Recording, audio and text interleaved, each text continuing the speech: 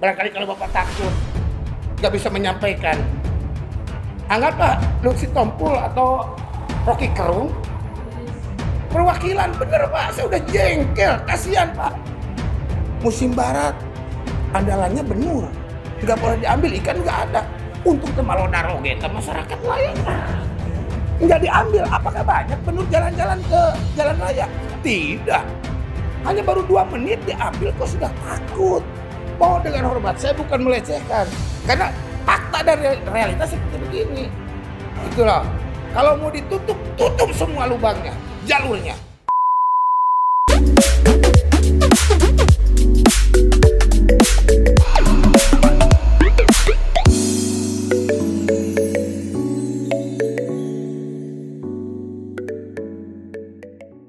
Standar dalam negara kita yang diatur dalam sebuah regulasi namanya Undang-Undang Desa tahun 2014 nomor 6 tentu memberikan sebuah standar atau ukuran untuk bisa mengukur apakah pengelolaan desa ini benar atau enggak benar. Kira-kira kan begitu. Kalau kita tidak menguasai undang-undang itu, boleh jadi banyak, walaupun kelihatan hebat, tapi banyak salah nanti. Makanya kadang-kadang ukuran benar salah, sementara ini kita tergantung kepada aturan. Nah sebenarnya hidup kita juga sama. Apalagi kita diciptakan oleh Allah yang Maha Menciptakan kita, alam semesta dan kehidupan juga punya aturan. Aturan itulah yang kita jalani sehingga kita dianggap benar. Kalau menyalahi aturan, terutama dalam 2 hal, menjalankan perintah atau menjauhi larangan, berbeda dengan 2 aturan itu, maka pasti kita dianggap salah. Betul tidak? Halo? Ya. Hadirin yang berbahagia, begitu halnya di desa. Desa itu ada perdes ya, Pak Haji. Ada namanya peraturan desa.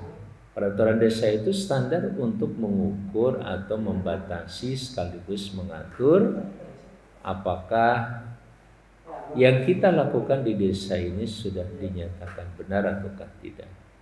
Tergantung aturan yang ada. Hanya saja ada aturan yang merupakan kesepakatan kita, ada aturan yang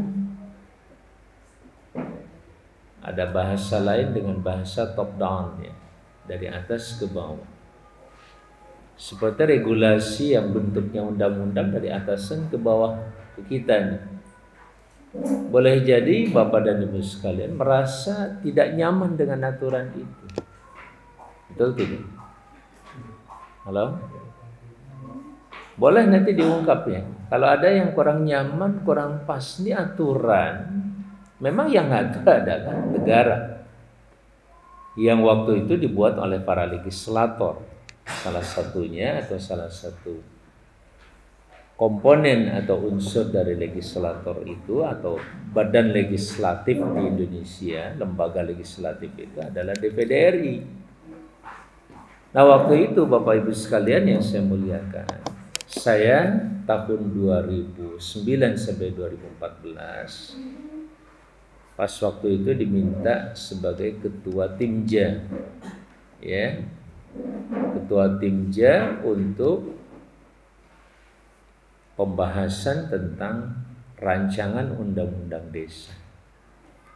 Termasuk di dalamnya ketika kita berdiskusi mengenai 1 desa 1 miliar, itu alhamdulillah mungkin tidak dalam konteks membanggakan diri, tapi sekedar menginformasikan. DPD punya peran besar. Saya salah satu yang ngotot, ya ngotot, terang ya ngototnya cekna kurang sudah di kekeh gitu ya. Ngotot kekeh agar desa itu memang dibantu atau diberi alokasi dana. Nah itu pentingnya sebuah undang-undang itu biasanya disertai dengan program dan anggaran. Ada undang-undang kepesantrenan. Tadinya kepesantrenan mungkin tidak punya anggaran khusus gitu, karena tidak ada undang-undang yang mengatur tentang kepesantrenan. Tapi begitu ada undang-undang, penting. Kepemudaan, saat tidak punya regulasi atau undang-undang tentang kepemudaan, mungkin pemuda dibiarkan begitu saja secara liar. Tapi kalau sudah ada undang-undang, itu ada aturan yang betul-betul diatur di situ, kemudian ada amanatnya seperti apa, dan sekaligus program berikut anggaran. Makanya ada Kementerian Kepemudaan begitu. Kementerian Kepemudaan sekaligus mengelola anggaran di dalamnya, karena ada program yang dititah perintahkan oleh undang-undang. Nah, di desa juga tidak jauh berbeda begitu. Makanya di desa misalkan ada bicara tentang persoalan infrastruktur. Ya, infrastruktur di desa harus seperti apa?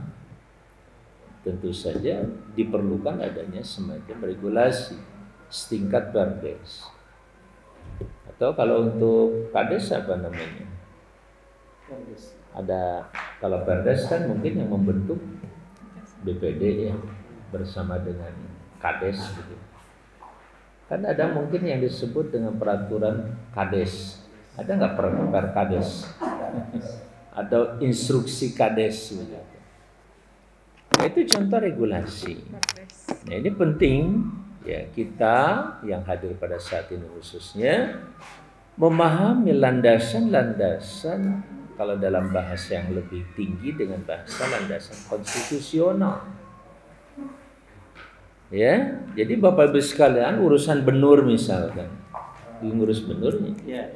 Ini itu kan sangat tergantung kepada regulasi, dan regulasi ini nanti juga tidak lepas bergantung kepada siapa yang membuat regulasi itu.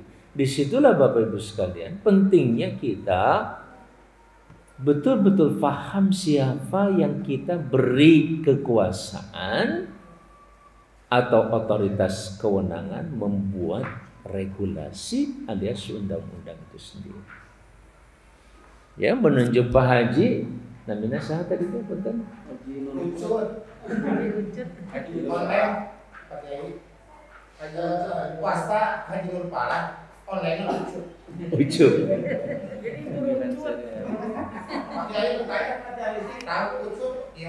Ucut ya. Tapi sanes cucut lah ya. Ya, Haji Ucut atau Haji Nur Pala. Ya. Hari doa nama saya Haji Nur Pala, jatuh cahaya kemenangan. Gitu kan. Nah, ketika mengangkat Pak Haji Ucut itu tidak hanya sekedar karena ketokohan di sini. Kenapa? Karena Bapak dan Ibu sekalian itu akan mempercayakan kepada Pak Haji Ucut dan teman-teman BPD itu untuk mengatur desa ini. Nanti yang menjalankannya adalah Pak Kades sebagai lembaga eksekutif kalau kita mau bicara itu. Hadirin sekalian, saya kenapa masuk pada ranah ini? Sedikit menggambarkan fakta di desa seperti ini, dan ternyata di Indonesia di level nasional juga sama, bahkan di level internasional dengan adanya PBB dan lain sebagainya, walaupun tidak ada presiden internasional ya, belum ada. Yang ada sekjen PBB yang ada. Ya, karena sudah terbagi habis ke berbagai negara, dan negara-negara itu punya presiden sendiri dan di atasnya tidak ada presiden lainnya. Nah, kecuali kita yang beriman kepada Allah Azza wa Jalla, kita percaya di atas presiden itu ada yang maha berkuasa buat kita. Itulah Tuhan yang Maha Esa. Kan itu yang kita yakini. Saudara-saudara sekalian yang saya muliakan. Nah, peran DPD itu tidak jauh dengan BPD. Apalagi DPD ini diutus, kalau dulu ya istilahnya diutus, kalau sekarang dipilih. Dulu ada bahasa utusan daerah, sekarang istilahnya Dewan Perwakilan Daerah. Sekaligus nepangkeun ke Bapak Ibu sadayana, apa itu DPD? Ya, tadi DPD itu sekarang sudah menjadi salah satu kamar dari yang disebut dengan sistem bikameral. Sebenarnya kalau bahasa Arab mengatakan syitum am abaitum, suka tidak suka negara kita itu sudah memilih sistem bikameral, Bahkan ada yang mengatakan trikameral karena kita sudah bisa membentuk 3 kamar. Kamar 1 itu adalah MPR RI, gabungan antara DPD dan DPR bersatu dalam MPR. Biasanya di sidang tahunan. Sidang tahunan ketika presiden memaparkan program tahunannya atau visi tahunannya, biasanya di pidato tanggal 16 Agustus sebelum tanggal 17 Agustus itu di depan MPR. Yang melantik DPR, yang melantik presiden juga adalah MPR, bukan DPD ataupun DPR, tapi MPR, satu rumah khusus. Di antara kewenangannya tadi melantik presiden sampai pada tingkat sangat mungkin memakzulkan presiden, menurunkan dengan persyaratan-persyaratan sesuai dengan aturan yang ada. Nah, saudara-saudara sekalian, yang paling fundamental atau mendasar dari sebuah tugas MPR ini, kamar pertama ini kalau mau disebut kamar begitu ya, adalah membentuk undang-undang dasar alias konstitusi yang menjadi alas, landasan, fondamen seluruh undang-undang yang dibuat tentang apapun di Indonesia, tentang hak asasi manusia, tentang tanah, tentang pertanian, ya, tentang agraria misalkan, tentang kelautan, itu semuanya sangat bergantung kepada konstitusinya alias undang-undang dasar. Jadi paling fundamental, dan saya bersyukur DPD masuk dalam keanggotaan sekaligus mendapat kewenangan yang sama persis dengan DPR, tidak ada perbedaan. Sampai pada tingkat kalau MPR mau ngetuk palu, bahasa sederhananya, untuk mensahkan sebuah undang-undang dasar atau perubahan terhadap undang-undang dasar yang kita kenal dengan amandemen, maka DPD ikut bersama-sama di dalamnya. Saya kira itu fungsi yang paling mendasar. DPD itu punya peran yang sangat strategis sama dengan DPR. Nah, hanya saja ketika dipisah dalam proses pembentukan undang-undang lainnya di bawah undang-undang dasar itu, ini tergantung kita ngelihatnya dari mana gitu. Kalau undang-undang dasar dianggap sebagai sumber dari segala sumber perundang-undangan, ya maka sifatnya dari atas. Jadi selain undang-undang dasar itu seluruhnya ada di bawah undang-undang dasar alias konstitusi. Tapi kalau modelnya model rumah, maka undang-undang dasar itu merupakan fondamen atau fondasi yang dibangun di atasnya undang-undang lainnya. Misalkan undang-undang tentang tiang, tentang dinding, tentang jendela, tentang pintu. Kita mau membangun Indonesia, itu seluruh peraturan harus berpijak di atas. Kan nggak bisa tiba-tiba Bapak dan Ibu sekalian misalkan lihat tukang ini, itu mau didiriin apa, bikin pintu di mana, di situ, di luar fondasi, ya nggak bisa. Apalagi kita bikin tiang di luar fondasi, fondasinya di sini, tiangnya di sini, misal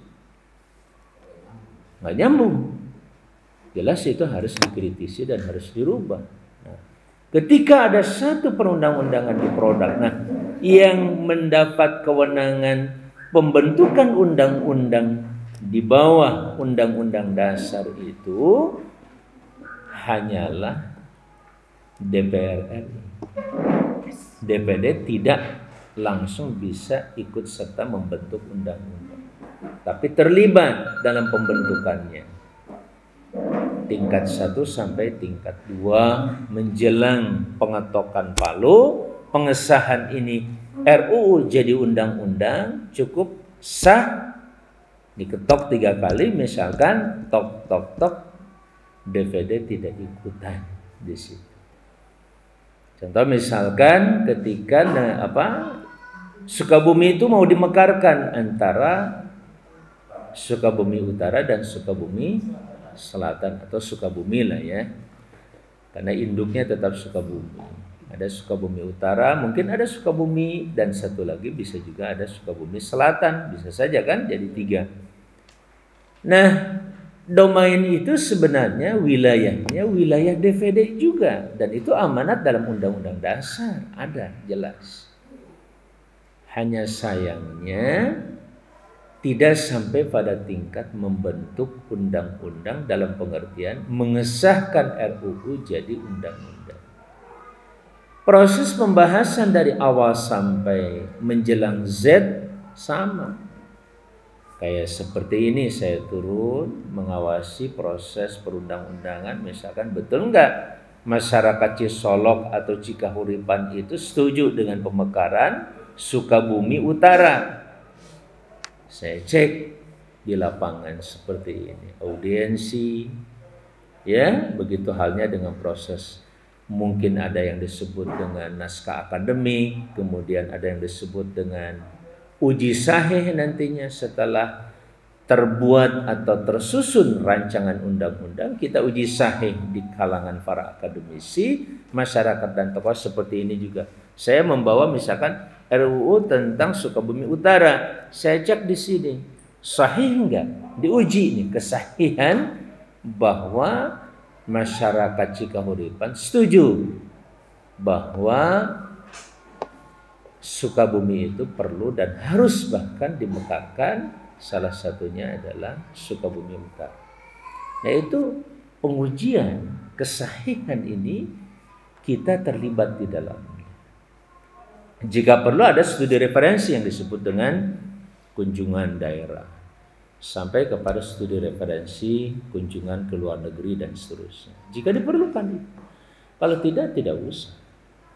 Nah, begitu halnya aturan tentang misalkan kelautan.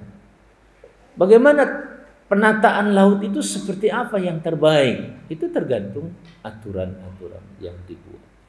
Saya sampaikan ini Bapak Ibu sekalian. Kenapa? Karena kita mau menentukan negara kita seperti ini berangkatnya dari sini, dari undang-undang ini. Salah menentukan undang-undang, berpihak kepada siapa dan siapa yang bersuara lantang. Kelantangan itu bisa dengan duit, betul tidak? Misalkan bisa saja untuk membuat undang-undang tentang kelautan atau tentang perikanan, khususnya mengenai tadi bibit ikan laut misalkan, benur umpamanya. Di situ banyak yang berkepentingan. Nah, saya sampaikan ini sekali lagi, ini penting supaya tidak mengulang ketika terjadi problematika dan permasalahan, Kang Haji Ucup. Dan kita tetap melihat masalah itu kan dari regulasinya dulu. Kalau regulasinya tidak masalah, berarti diimplementasi, pas dilaksanakan oleh eksekutif sampai ke tingkat desa ternyata ada masalah. Itu yang segera kita harus awasi. Regulasinya nggak masalah misalnya. Tapi yang fatal kalau regulasinya masalah. Misalkan kenapa kemarin terjadi perdebatan tentang OBL, Omnibus Law. Omnibus Law itu banyak dipermasalahkan karena sekilas setelah dibaca ini keberpihakannya kepada siapa. Nah, perdebatan itu kan pada akhirnya kita tetap dalam posisi damai dan kondisi damai, walaupun harus menelan pil pahit. Setelah diputuskan, banyak yang mencoba melakukan judicial review. Itu salah satu cara untuk menguji apakah satu undang-undang ini bisa berbahaya atau tidak, manakala bertentangan dengan undang-undang dasar alias konstitusi. Yang menguji itu siapa? Itulah kewajiban dan kewenangannya ada pada Mahkamah Konstitusi.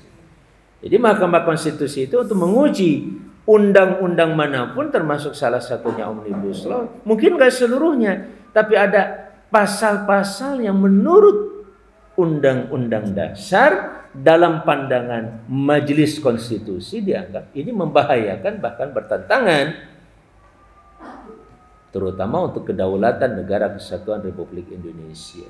Itu wajib dibatalkan, dicoret. Tapi masalahnya juga tergantung integritas para hakimnya. Dicoret tidak dicoret juga tergantung integritas para hakim. Sama dengan tadi, kalau sudah bicara pembentukan undang-undang sampai pada tingkat pengesahan undang-undang, seharusnya Bapak Ibu sekalian, punten anu kasuhun, di BPD juga sama. Satu huruf saja, satu hurufnya, koma, titik, itu harus disampaikan, dibahas, disepakati. Karena kalau satu huruf saja hilang misalnya, atau beda, oh itu dampaknya besar. Salah koma, salah baca, titiknya di mana, itu juga bisa menimbulkan salah tafsir. Salah tafsir nanti salah implementasi. Yang rugi adalah kita sebagai rakyat pada akhir. Ya, misalkan gini, ketika ada satu pasal yang mengatakan bahwa sumber kedaulatan pangan Indonesia itu berasal dari penghasilan atau hasil tani Negara Kesatuan Republik Indonesia. Mau koma atau mau titik? Kalau titik berarti selesai sudah di sini. Nggak bisa campur dengan yang lain. Tapi kalau koma, ketika terjadi misalkan atau tidak terjadi atau dari hasil impor. Nah, kalau sudah begitu bahasanya dan atau bisa sejajar. Kalau sejajar boleh dong kapan saja impor. Ada barang kita masih terpenuhi atau tidak, saya sudah boleh impor.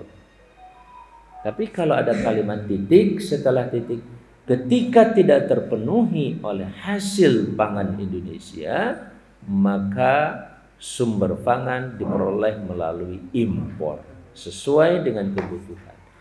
Itu kata demi kata itu harus dicermati dan harus disepakati di sidang seperti ini, diketuk. Setuju Ibu? Setuju? Setuju, semuanya diketuk. Kalau enggak, lihat mayoritas. Hanya voting menyatakan setuju. Yang tidak setuju berapa orang? Enggak apa-apa. Masih demokratis begitu. Nah, kalau dalam sebuah persidangan, apalagi di tingkat sidang nasional umpamanya, sebuah undang-undang diputuskan hanya dengan membaca pointer-pointer atau kalimat-kalimat besarnya saja. Siapa yang menjamin terjadinya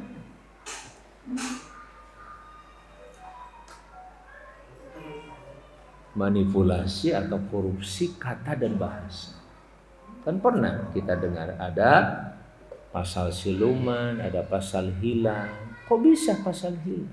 Sudah disepakati itu. Ada pasal hilang. Bapak dan Ibu sekalian, mungkin ada yang tidak tertarik dengan pembahasan ini, tapi ini keniscayaan, wajib tahu. Kalau enggak, lagi-lagi Bapak Ibu sekalian, kita akan sangat salah nantinya menentukan siapa yang menjadi wakil kita untuk membuat undang-undang yang bakal mengatur kita. Halo? Betul begitu? Sekali lagi tentang kelautan. Kenapa belakangan terjadi persoalan krusial? Karena peraturan dan regulasinya juga membuat kita bingung. Ini yang benar yang mana? Ini yang pusing kepala desa. Ketika ada yang, mohon maaf, harus berurusan dengan persoalan aturan ini aturan yang mana yang diterapkan? Itu juga harus ada kejelasan. Baik Bapak Ibu yang saya muliakan, itulah salah satu di antara fungsi DPD. Sekalipun ketika pisah kamar, ada kamar DPD dan kamar DPR, DPD tidak punya kewenangan langsung membentuk undang-undang, tetapi masih memiliki kewenangan pengawasan seperti ini. Kami hadir, fungsi yang pertama adalah fungsi legislasi, yang kedua fungsi kontrol pengawasan, dan yang ketiga fungsi representasi. Kami datang representasi dari Dewan Perwakilan Daerah Republik Indonesia. Ngomong-ngomong DPD RI itu ada yang di provinsi enggak ya? Hah? Kurang tarik Pak. DPD RI itu ada yang tingkatannya provinsi nggak ya? Nggak ada. Ada atau nggak ada? Baru kecamatan. Betul. Nah, ini dia memang informasinya belum nyampe semua. Padahal bapak-bapak ibu sekalian itu milih kemarin itu anggota DPR RI dan DPD RI. Nah, kalau ada nggak pencoblosan DPD RI tingkat provinsi? Ada nggak DPD RI tingkat kabupaten kota? Tidak ada. Jadi DPD kan cuma satu, Bu. Ya, hanya di pusat saja. Disitulah sangat-sangat strategis kalau dikatakan bahwa DPD itu memang wakil daerah di pusat. Sementara DPR RI wakil rakyat di pusat. Yang ada itu DPR, ada DPR provinsi, ada DPR kabupaten kota. Jadi kemarin Ibu untuk anggota legislatif itu kan milihnya 4. Ya kan, DPD tingkat kabupaten atau kota, DPD tingkat provinsi, DPR, terus DPR RI 3 tuh, dan satu lagi DPD RI jadi 4. Yang kelima pemilihan presiden. Jelas ya? Nah, sekarang pertanyaan kedua adalah kalau wakil pusat di daerah siapa? Halo? Orang yang ada di situ di Jawa Barat misalkan. Iya. Berarti itu yang siapa? Kalau wakil daerah di pusat itu DPD RI, anggotanya 4 orang setiap provinsi sama Kang Dede, hanya 4 orang. Jadi kalau Kang Dede mau nyalon jadi anggota DPD, itu bertarungnya nanti entah berapa, kemarin saya ada berapa Pak Agus ya? 50 ya? Kemarin itu 50 orang ibu-ibu milih, dari yang 50 itu 1 orang saja bingung. Kalau anggota DPR kan jelas lah cuma 10 kadang-kadang di kita. Kalau ini 50, dari 50 kita hanya mencoblos 1. Nah nanti dari yang 50 itu siapa yang masuk pada suara terbanyak, 4 besar itulah yang kemudian masuk. Nah saya dapat suara kedua. Kemarin itu suara pertamanya Pak Oni, itu dahsyat. Suara keduanya saya, suara ketiga Pak Asep, suara keempatnya Ibu Eni. Jadi 4 orang. Sama, walaupun di Gorontalo misalkan penduduknya hanya 1,5 juta atau 2 juta, kita kan sudah hampir 50 juta. Jawa Barat tetap diwakili oleh 4 orang. Jadi kalau seperti di Gorontalo dengan perolehan 100.000 saja insya Allah sudah cukup. Kalau di kita nggak nyampe 1 juta tuh susah masuk. Jadi kira-kira Pak Dede kalau ingin menang atau Pak Asep ya kalau mau masuk DPD itu siapkan saja harus di angka 1 juta suaranya. Ya, sebenarnya kalau orang Sukabumi Sadayana ke Kang Dede atau kepada saya gitu selesai, nggak usah ngaprak-ngaprak kemana-mananya. Wujud, terus Haji, tidak usah kemana-mana Kang Haji Wujud. Ya, kalau orang Sukabumi semuanya milih ke saya kan Sukabumi ada berapa sekarang? 5 juta atau 6 juta? 2 juta. Nggak, Kabupaten Sukabumi berapa? Penduduknya berapa? Hah? 4,8 juta. Kalau pemilihnya berapa? 3 ya? 2 juta. 1.800.000. Pemilihnya ya. Jadi kalau itu ke orang Sukabumi aja 1 cukup juta aja menang. Menang. Dengan catatan yang di atasnya tinggi-tinggi. Nomor 1, 2, 3 misalkan dapatnya yang 1 3 juta, yang 1 2 juta, yang 1 1,5 juta. Nah, kita dapat 1 juta. Tapi kalau merata misalkan di atasnya cuma 1,5 juta, 1.200.000, 1 juta belum bisa masuk. Harus naik kita. Baik, itu contoh saja Bapak Ibu sekalian sebagai sedikit tambahan wawasan pengetahuan. Karena begitu sering saya turun kemana-mana itu termasuk ke kabupaten tuh Haji Ucud. Kalau orang nanya ini DPD mana? DPD Golkar, DPD PKS atau DPD apa katanya? Sebenarnya ini DPD RI. Tidak ada hubungan dengan partai. Karena walaupun boleh berasal dari partai mana, tapi setelah dia masuk DPD bahkan menjelang pencalonannya pun dia harus melepas jabatannya di partai dan tidak berafiliasi kepada partai manapun. Bukan haram, boleh-boleh saja, tapi tidak merepresentasikan sebagai orang partai. Saya kira itu sedikit tambahan. Tadi sudah dijawab belum? Wakil pusat di daerah siapa? Ya, supaya jangan lihat diri saya hari ini atau siapapun anggotanya, tapi lihat lembaganya. Lembaga DPD sangat strategis sebagai tadi representasi daerah, perwakilan daerah. Aspirasi apapun dari daerah sangat-sangat inline-nya dengan DPD. Ya, persoalan-persoalan pertanahan dan lain sebagainya. Terus yang kedua, ya, pentingnya DPD juga dalam rangka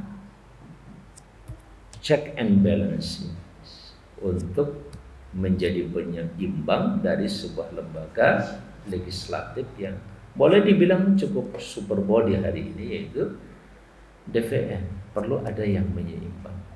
Mungkin di zaman Kang Asep lah nanti ya, atau zaman siapa nanti ke depan, Kang, kawan, kita bisa menjadi lebih baik DPD dan lebih kuat. Makanya saya katakan jangan lihat anggotanya, tapi lihat lembaga ini bagus, strategis sebagai penyeimbang dari lembaga legislatif yang lain. Sehingga nanti tidak hanya ke satu lembaga, tapi kedua lembaga saling mendukung satu sama lain. Maka terjadilah kekuatan dan kewenangan yang lebih seimbang nanti. Jangan sampai dulu kan kita sepakat menghilangkan kata lembaga tertinggi negara untuk MPR, karena MPR saat itu terutama puncak waktu reformasi itu kan dianggap sebagai lembaga tertinggi sehingga bisa melengsarkan presiden lewat itu. Ya, makanya disebut lembaga tertinggi. Nah, sekarang tidak ada bahasa lembaga tertinggi, yang ada lembaga tinggi negara. Semuanya sejajar gitu. DPD, DPR, MPR termasuk, walaupun MPR menggabungkan keduanya, tetap MPR statusnya sebagai salah satu lembaga tinggi negara. Wallahualam, itulah sekilas tentang kelembagaan dan fungsi tugas kami. Mudah-mudahan sedikit tercerahkan ya informasi ini, supaya nanti kalau ibu-ibu ke Jakarta atau kemana mengenal DPD RI itu tidak asing. Seperti inilah DPD RI. Aturun anu kasuhun hapunten Kang Haji Wujud kasadayana ibu-ibu, kalau ada hal yang kurang berkenan, sekali lagi saya aturkan nuhun pisan, tiasa ditampi walaupun mendadak ya. Ya, biasa kata Kang Hadian kalau mendadak itu kan suka enak ya, sambal dadakan ya, enak. Assalamualaikum warahmatullahi wabarakatuh. Waalaikumsalam.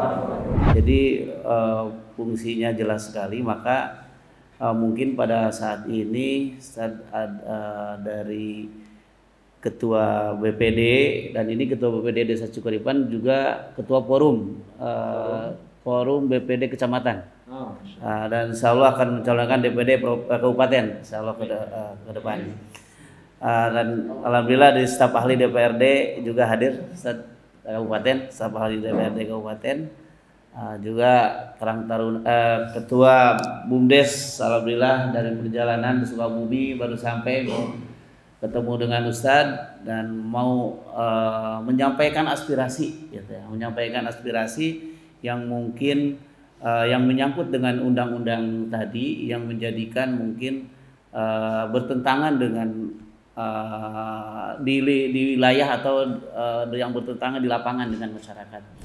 Kemukakanlah aspirasi daripada perwakilan masyarakat ya, untuk kepentingan kita bersama dan untuk memperingan beban masyarakat yang pada saat ini banyak yang kontroversial ya, sehingga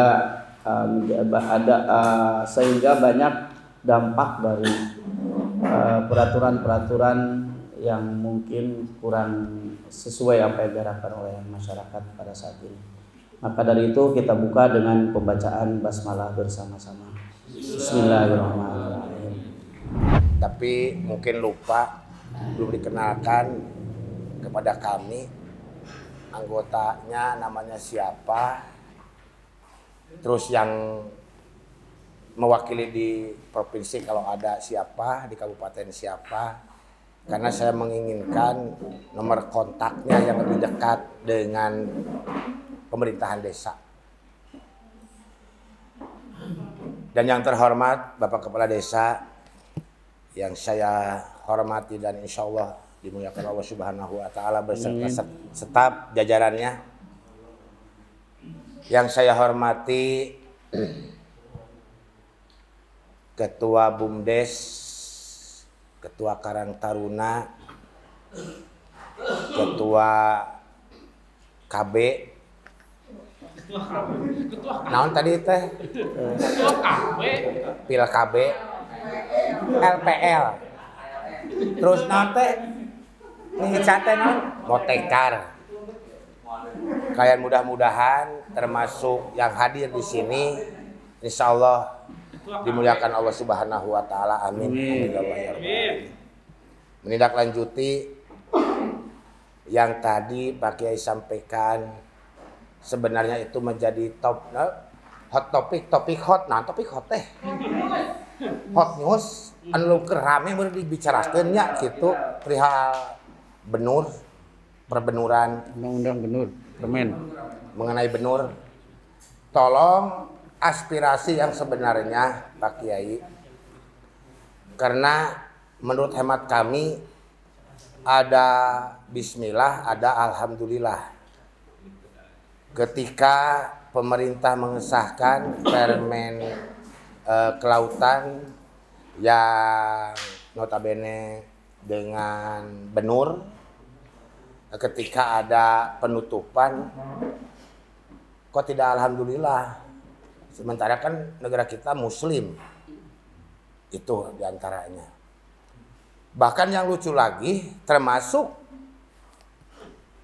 Dinas Kelautan Kabupaten, betul kesepuan, bingung saya juga. Kok permennya masih berlaku? Kenapa ditindak? Kan yang rugi masyarakat. Contoh ada 2 masyarakat Cikahuripan saat ini. Yang satu di Jambi, yang satu di Cirebon. Informasi di Cirebon terakhir dari 6 tahun keputusan jaksa ditawar menjadi 1 tahun, itu harus ada uang 100 juta. Padahal itu bukan pemain, dripper, hanya pesuruh. Orang yang disuruh mengantarkan benur, mengantarkan barang di pantai, di nelayan ke satu tempat. Dan juga yang di Jambi sama. Itu penunggu karyawan. Angka eloknya bagi kami, kenapa nggak ditutup jalur keluar? Kalau ditutup jalur keluar aman, walaupun nelayan ngambil banyak, kalau nggak laku nggak mungkin diambil lagi. Kan begitu. Contoh berapa puluh tahun ke belakang, almarhumah Ibu Iti, Ma Iti, waktu itu sedang marak-maraknya kolesom, dagang kolesom, jualan kolesom, warung kecil hanya 3. Bir 2 botol.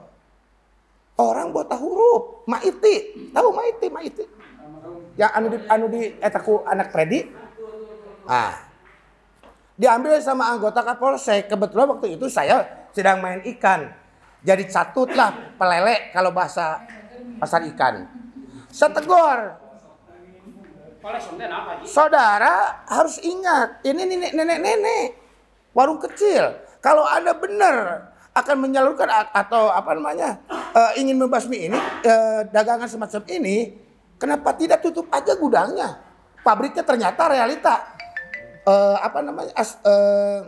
tuntutan saya yang mewakili pada saat itu, bukan RT bukan RW, dilaksanakan sampai saat ini. Kolesom ditutup kan tidak ada kalau pabrik tidak membuat, tidak produksi dengan spontanitas tidak ada. Walaupun termasuk saya suka, mau beli nggak ada, mau apa lagi?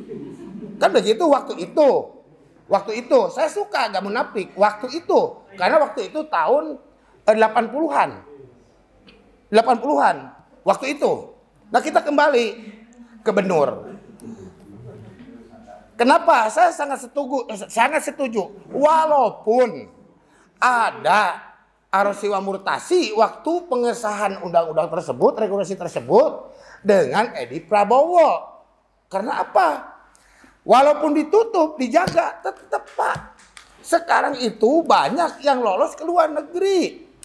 Sampai kemarin di kelautan saya berdebat juga. Kenapa ini ditangkap tapi masih ada aja yang lolos. Sementara pihak mana kan bea cukai.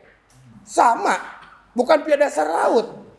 Yang di Jambi juga sama gitu. Kenapa? Itulah asli saya yang disampaikan waktu kita ada di bea cukai pemeriksaan karena kami punya KUB langsung di bea cukai pusat Jakarta dan bagian nonton pemeriksaan polisi itu anggotanya 1 orang Bareskrim.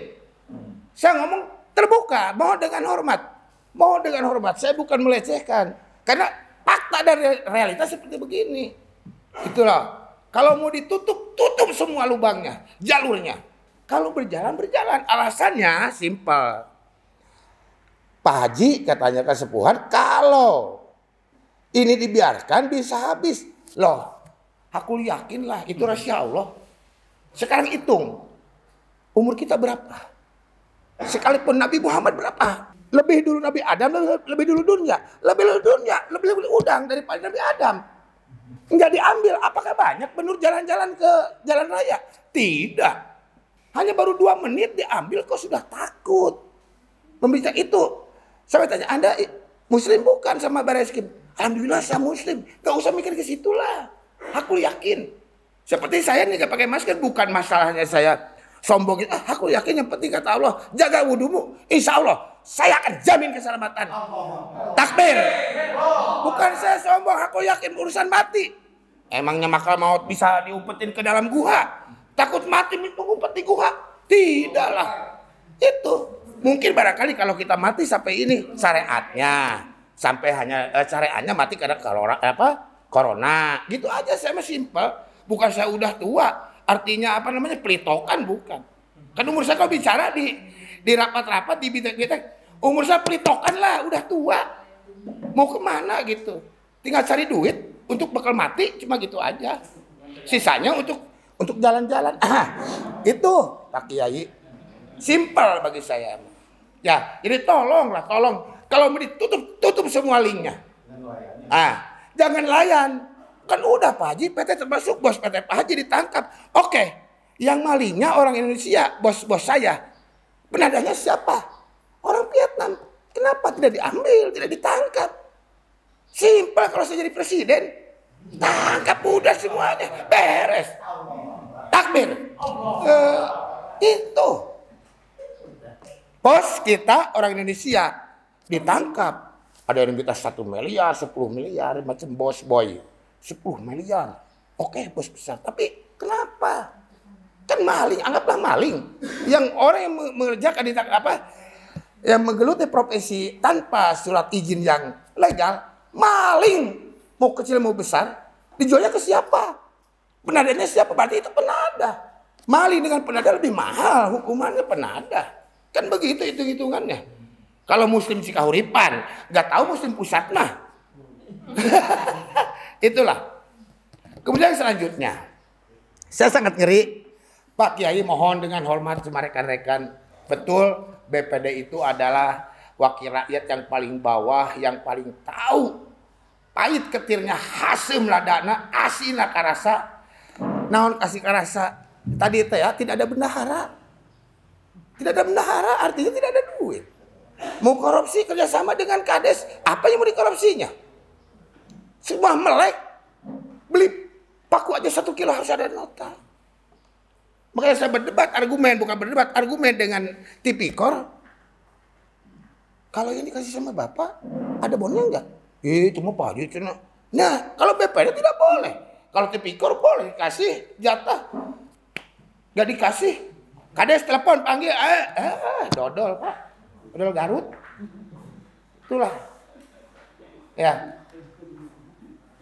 Saya sedih Pak, punya anak termasuk Butet yang masih belajar 4 lagi. Yang 1 alhamdulillah kemarin udah lulus, udah STR-nya udah keluar, tapi dia mau kuliah lagi karena mau S1 katanya. Yang 3 lagi Raja Kesemek, Aprija sama Dela si cantik sama Butet. Bingung Pak, sedih. sekolah, anak kecil, Pak harus ada wifi di rumah gini-gini biar enak. Pasang, setelah dipasang, belajar 1 menit, pelitokan kan bingung, dilarang nangis. TikTokan. Ketika kita jalan macet 2 jam, apa pabrik? Dihitung, nggak dihitung pakai jari, Pak pabrik. Kok pabrik bisa bebas, sekolah kita dibatasi. Anak saya butet. Subhanallah, butet. Hah? Kelas 3 Al-Azhar. SD. Bayangin aja. Makanya kalau lulus, jadi kalau jadi pejabat mau apa? Pejabat corona, mudah-mudahan amin jadi pejabat corona, sekolahnya juga sama corona. Terus bingung, itulah diantara, coba tolonglah. Kita wakil, karena apa? Dayus lah, kita selaku wakil, hanya iya, gak bisa menyampaikan suara yang keras. Saya sama siapa kemarin yang kesini teh? Dewan? Pak Anton. Tolong Pak Ustadz Anton, si Haji Ucut bawa ke Indonesia Layar Club. Seandainya bawa saya yang ngomong. Karena saya tidak punya jabatan, tidak takut dimutasi, tidak takut apa. Hanya takut sama malakal maut. Saya bilang, termasuk sama Bapak, bawa saya ke Indonesia Layar Club kalau buka. Barangkali kalau Bapak takut, gak bisa menyampaikan. Anggaplah Lutfi Tompul atau Rocky Gerung, perwakilan, bener Pak, saya udah jengkel, kasihan Pak. Musim barat, andalannya benur, nggak boleh diambil, ikan nggak ada. Untung temalodaroge, masyarakat nelayan. Itu, saya sedih, bener. Yang tadinya udah punya motor, punya mobil, habis lagi. Gitu kan, jadi bos nelayan itu, walaupun sehari dapat 1 juta, ketika nelayan melaut, tidak dapat, bukan minjam, itu mah ngasih. Itulah diantaranya. Dan realitanya begitu. Saya tahu udah naik ke atas cari informasi. Yang jelas, yang orang-orang di atas yang berduit atau yang berjabat, yang punya jabatan itu, oke, di legalitas dikeluarkan. Kita itu prosedurnya, gitu. Jadi saling sikut. Itu nggak mampu, ini nggak mampu, akhirnya nggak jalan semua. Yang korban masyarakat juga. Ini bukan fitnah Pak Kiai, bukan fitnah, bukan nelayan semua. Serius, termasuk Pak Kades. Karena saya paling keras setiap ada seperti gini, mau forum kecil mau forum besar, saya paling keras, nggak usah pakai sound system Pak. Nelayan itu adalah cucu Firaun. Suaranya keras. Cucu Firaun nelayan di mana juga nggak ada nelayan. Mohon Pak, iya Pak. Teuing aku mah dewek we. Itu kalau Bapak jadi wakil rakyat masuk ke dalam nelayan, jangan bingung. Kalau bahasanya begitu, bahasa Firaun. Bahasanya. Kumaha yang penting nyatu sebeh halal, memikirkan halal haram. Ini penting mah duit, itu nelayan. Tapi alhamdulillah semenjak kami dipercaya dengan kepala desa oleh masyarakat, sedikit demi sedikit yang tadinya kurang, sekarang alhamdulillah tiap masjid itu, tiap sholat jamaah itu penuh Pak, terkecuali di Kesultanan. Sholat subuh 2 orang, 3 orang. Sholat isya 4 orang. Di Kesultanan. Masjid besar Pak. Masjid besar, mewah. Madinahnya, Masjid Madinah nomor 2 di Kesultanan. Cuma jamaahnya AC dipasang. Jamaahnya sampai serak-serak saya menyampaikan seperti itu. Mungkin bagi-bagi waktu hanya 2 poin saja, perihal benur sama masalah nelayan, kesesatan nelayan, dan anak sekolah itu aja. Jangan sampai begini. Contoh mau wisuda, tidak boleh wisuda langsung, harus online. Ketika bisik-bisik, kok bisa? Langsung izinnya Pak Haji, saya di kampus. Kalau memda dosen gitu, saya ngomong begini harus keras, ngomong sama saya, nggak usah menyem-menyem. Izinnya mahal. Setelah dibayar izin baru bisa. Loh, kalau nggak pakai duit harus online, pakai duit bisa wisuda. Itu yang lucunya. Untung saya bawa kelahiran sini. kelahiran Jepang saya sama dulunya. Jepang itu tuh dampak yang akan dipengkarkan itu mengenai pemekaran. Kata Bapak mungkin ada yang setuju, yang tidak setuju. Saya sangat setuju untuk pemekaran. Kenapa? Contoh pemekaran desa aja. PBB yang tadinya 5.000. Pemekaran. Sekarang 80.000. Mending kalau nggak kasih ke luar negeri. 6.000 triliun katanya. Mungkin Bapak lebih tahu Pak Ustadz, Pak Kiai. Ya di atas ya. 5.000 triliun dibagikan. Covid yang menerima nenek-nenek Covid sing panjang umurnya. Saya udah bager Covid mah. Ada duit gitu. Bukan seiri. Mending pajak ditaikan tapi nggak boleh utang sih mending kan. Itulah mungkin terlalu panjang. Dan terima kasih waktu yang sudah diberikan kepada saya. Dan tolong ditindaklanjuti. Syarat yang terakhir apabila tidak berani, tolong saya bawa ke sana lah. Saya berbicara. Bener. Nah, berarti masalah beres kopi, jarum coklat, makan, beres. Banyak teman-teman kami, rekan kami yang pulang kampung dari kota karena di PHK. Di sini juga kami beserta desa sama Pasek Desa sendiri sudah membuat program waktu itu untuk 5 tahun ke depan tentang pemuda. Ternyata karena ada pandemi ini semuanya sirna, Pak. Ya kan? Kenapa? Karena di setiap kegiatan otomatis desa menyiapkan anggaran. Tetapi ketika ada COVID seperti ini, pandemi, itu semua dihapus karena kurang lebih 60% wajib dianggarkan untuk penanganan COVID-19. Jadi program kami di sini terhenti kalau untuk kegiatan hal pemberdayaan. Tetapi kalau untuk yang lain seperti remaja masjid itu alhamdulillah mulai berjalan. Dan olahraga juga sedikit enggaknya berjalan seperti poli. Tapi untuk hal yang lain, untuk pemulihan ekonomi para pemuda di sini diantaranya tertinggal, kecuali alhamdulillah nelayan yang database-nya itu bahwa Cikahuripan itu 70% sampai 80% itu nelayan, alhamdulillah masih bisa. Tetapi karena nyambung ke Pak BPD barusan, karena regulasi aturan tentang perbenuran, ternyata rekan-rekan kita yang nelayan juga sama sekarang itu agak sulit untuk mendapatkan namanya rupiah itu. Mungkin itu dari saya pribadi, tolong ke Bapak mudah-mudahan bisa mendukung program kami dan program Pak Kades di Desa Cikahuripan ini untuk supaya bisa lebih baik dan maju lagi ke depannya. Terima kasih. Saya dan rekan-rekan di sini perangkat desa, Pak. Ini suara perangkat desa nih, Pak. Kalau tadi suara nelayan, suara itu. Kalau saya suara perangkat desa, Pak. Banyaklah kasus-kasus yang pemilihan kemarin itu banyak yang degradasi ya, banyak yang diganti, yang sudah bertahun-tahun kerja, mereka harus keluar karena pergantian kepala desa. Sebetulnya undang-undang udah ada, tapi penerapannya yang belum ada, Pak. Konon katanya kalau di daerah lain itu sudah ada NIPD, nomor induk perangkat desa, yang mana itu SK-nya adalah bupati. Jadi tidak bisa digantikan kalaupun kepala desa yang baru, Pak. Nah, kebetulan Sukabumi itu belum, Pak. Nah, kami mohon kesejahteraan perangkat desa sekarang ya alhamdulillah secara finansial sudah meningkat kesejahteraannya. Kemudian kami juga sudah masuk di keanggotaan BPJS Ketenagakerjaan dan BPJS Kesehatan, alhamdulillah, Pak.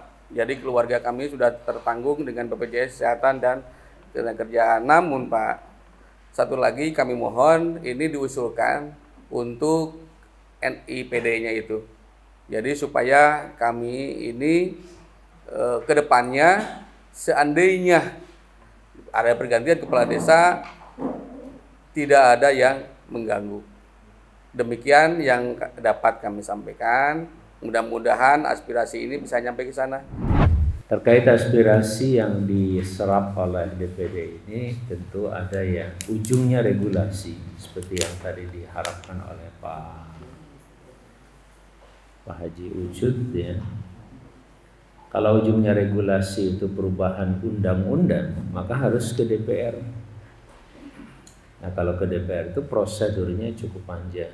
termasuk tadi misalkan ketika kami mengajukan misalkan revisi undang-undang, termasuk yang disampaikan oleh Kang Dang tadi atau oleh Gus Dur ya. Nah itu kalau ujungnya adalah perubahan undang-undang, maka kami harus melakukan sebuah proses, termasuk bagaimana membuat semacam studi kelayakan, ada naskah akademik baru, kemudian kita ajukan ke DPR RI. Nah, dalam konteks kemitraan, khususnya mitra kami Kementerian Desa, itu sangat mungkin dilakukan gitu. Hanya tadi ketika masuk ujungnya adalah revisi undang-undang, maka kita tetap sangat-sangat masih harus bergantung kepada ba'dallah, tentu sesudah kepada Allah, kemudian kepada DPR RI di situ. Kalau mereka peka, mereka menerima, terus mereka juga ikut konsen di dalamnya, ya alhamdulillah. Kalau tidak ya mereka tidak bisa menerima usulan-usulan kita. Namun demikian, ketika ujungnya adalah regulasi tetap, hanya tidak sampai kepada revisi undang-undang. Misalkan terkait dengan benur ini, kanal benur ini sebatas peraturan menteri, permen sifatnya, kita bisa bersama-sama dengan Pak Menteri atau Bu Menteri mendiskusikan kembali. Itu karena posisi DPD atau anggota DPD tetap dalam tanda petik sebenarnya lebih tinggi dibandingkan dengan menteri. Anggota DPD, DPR atau MPR itu setaranya dengan presiden pada dasarnya, pejabat negara bahasa umumnya atau bahasa ketatanegaraannya begitu Pak Haji Ucu.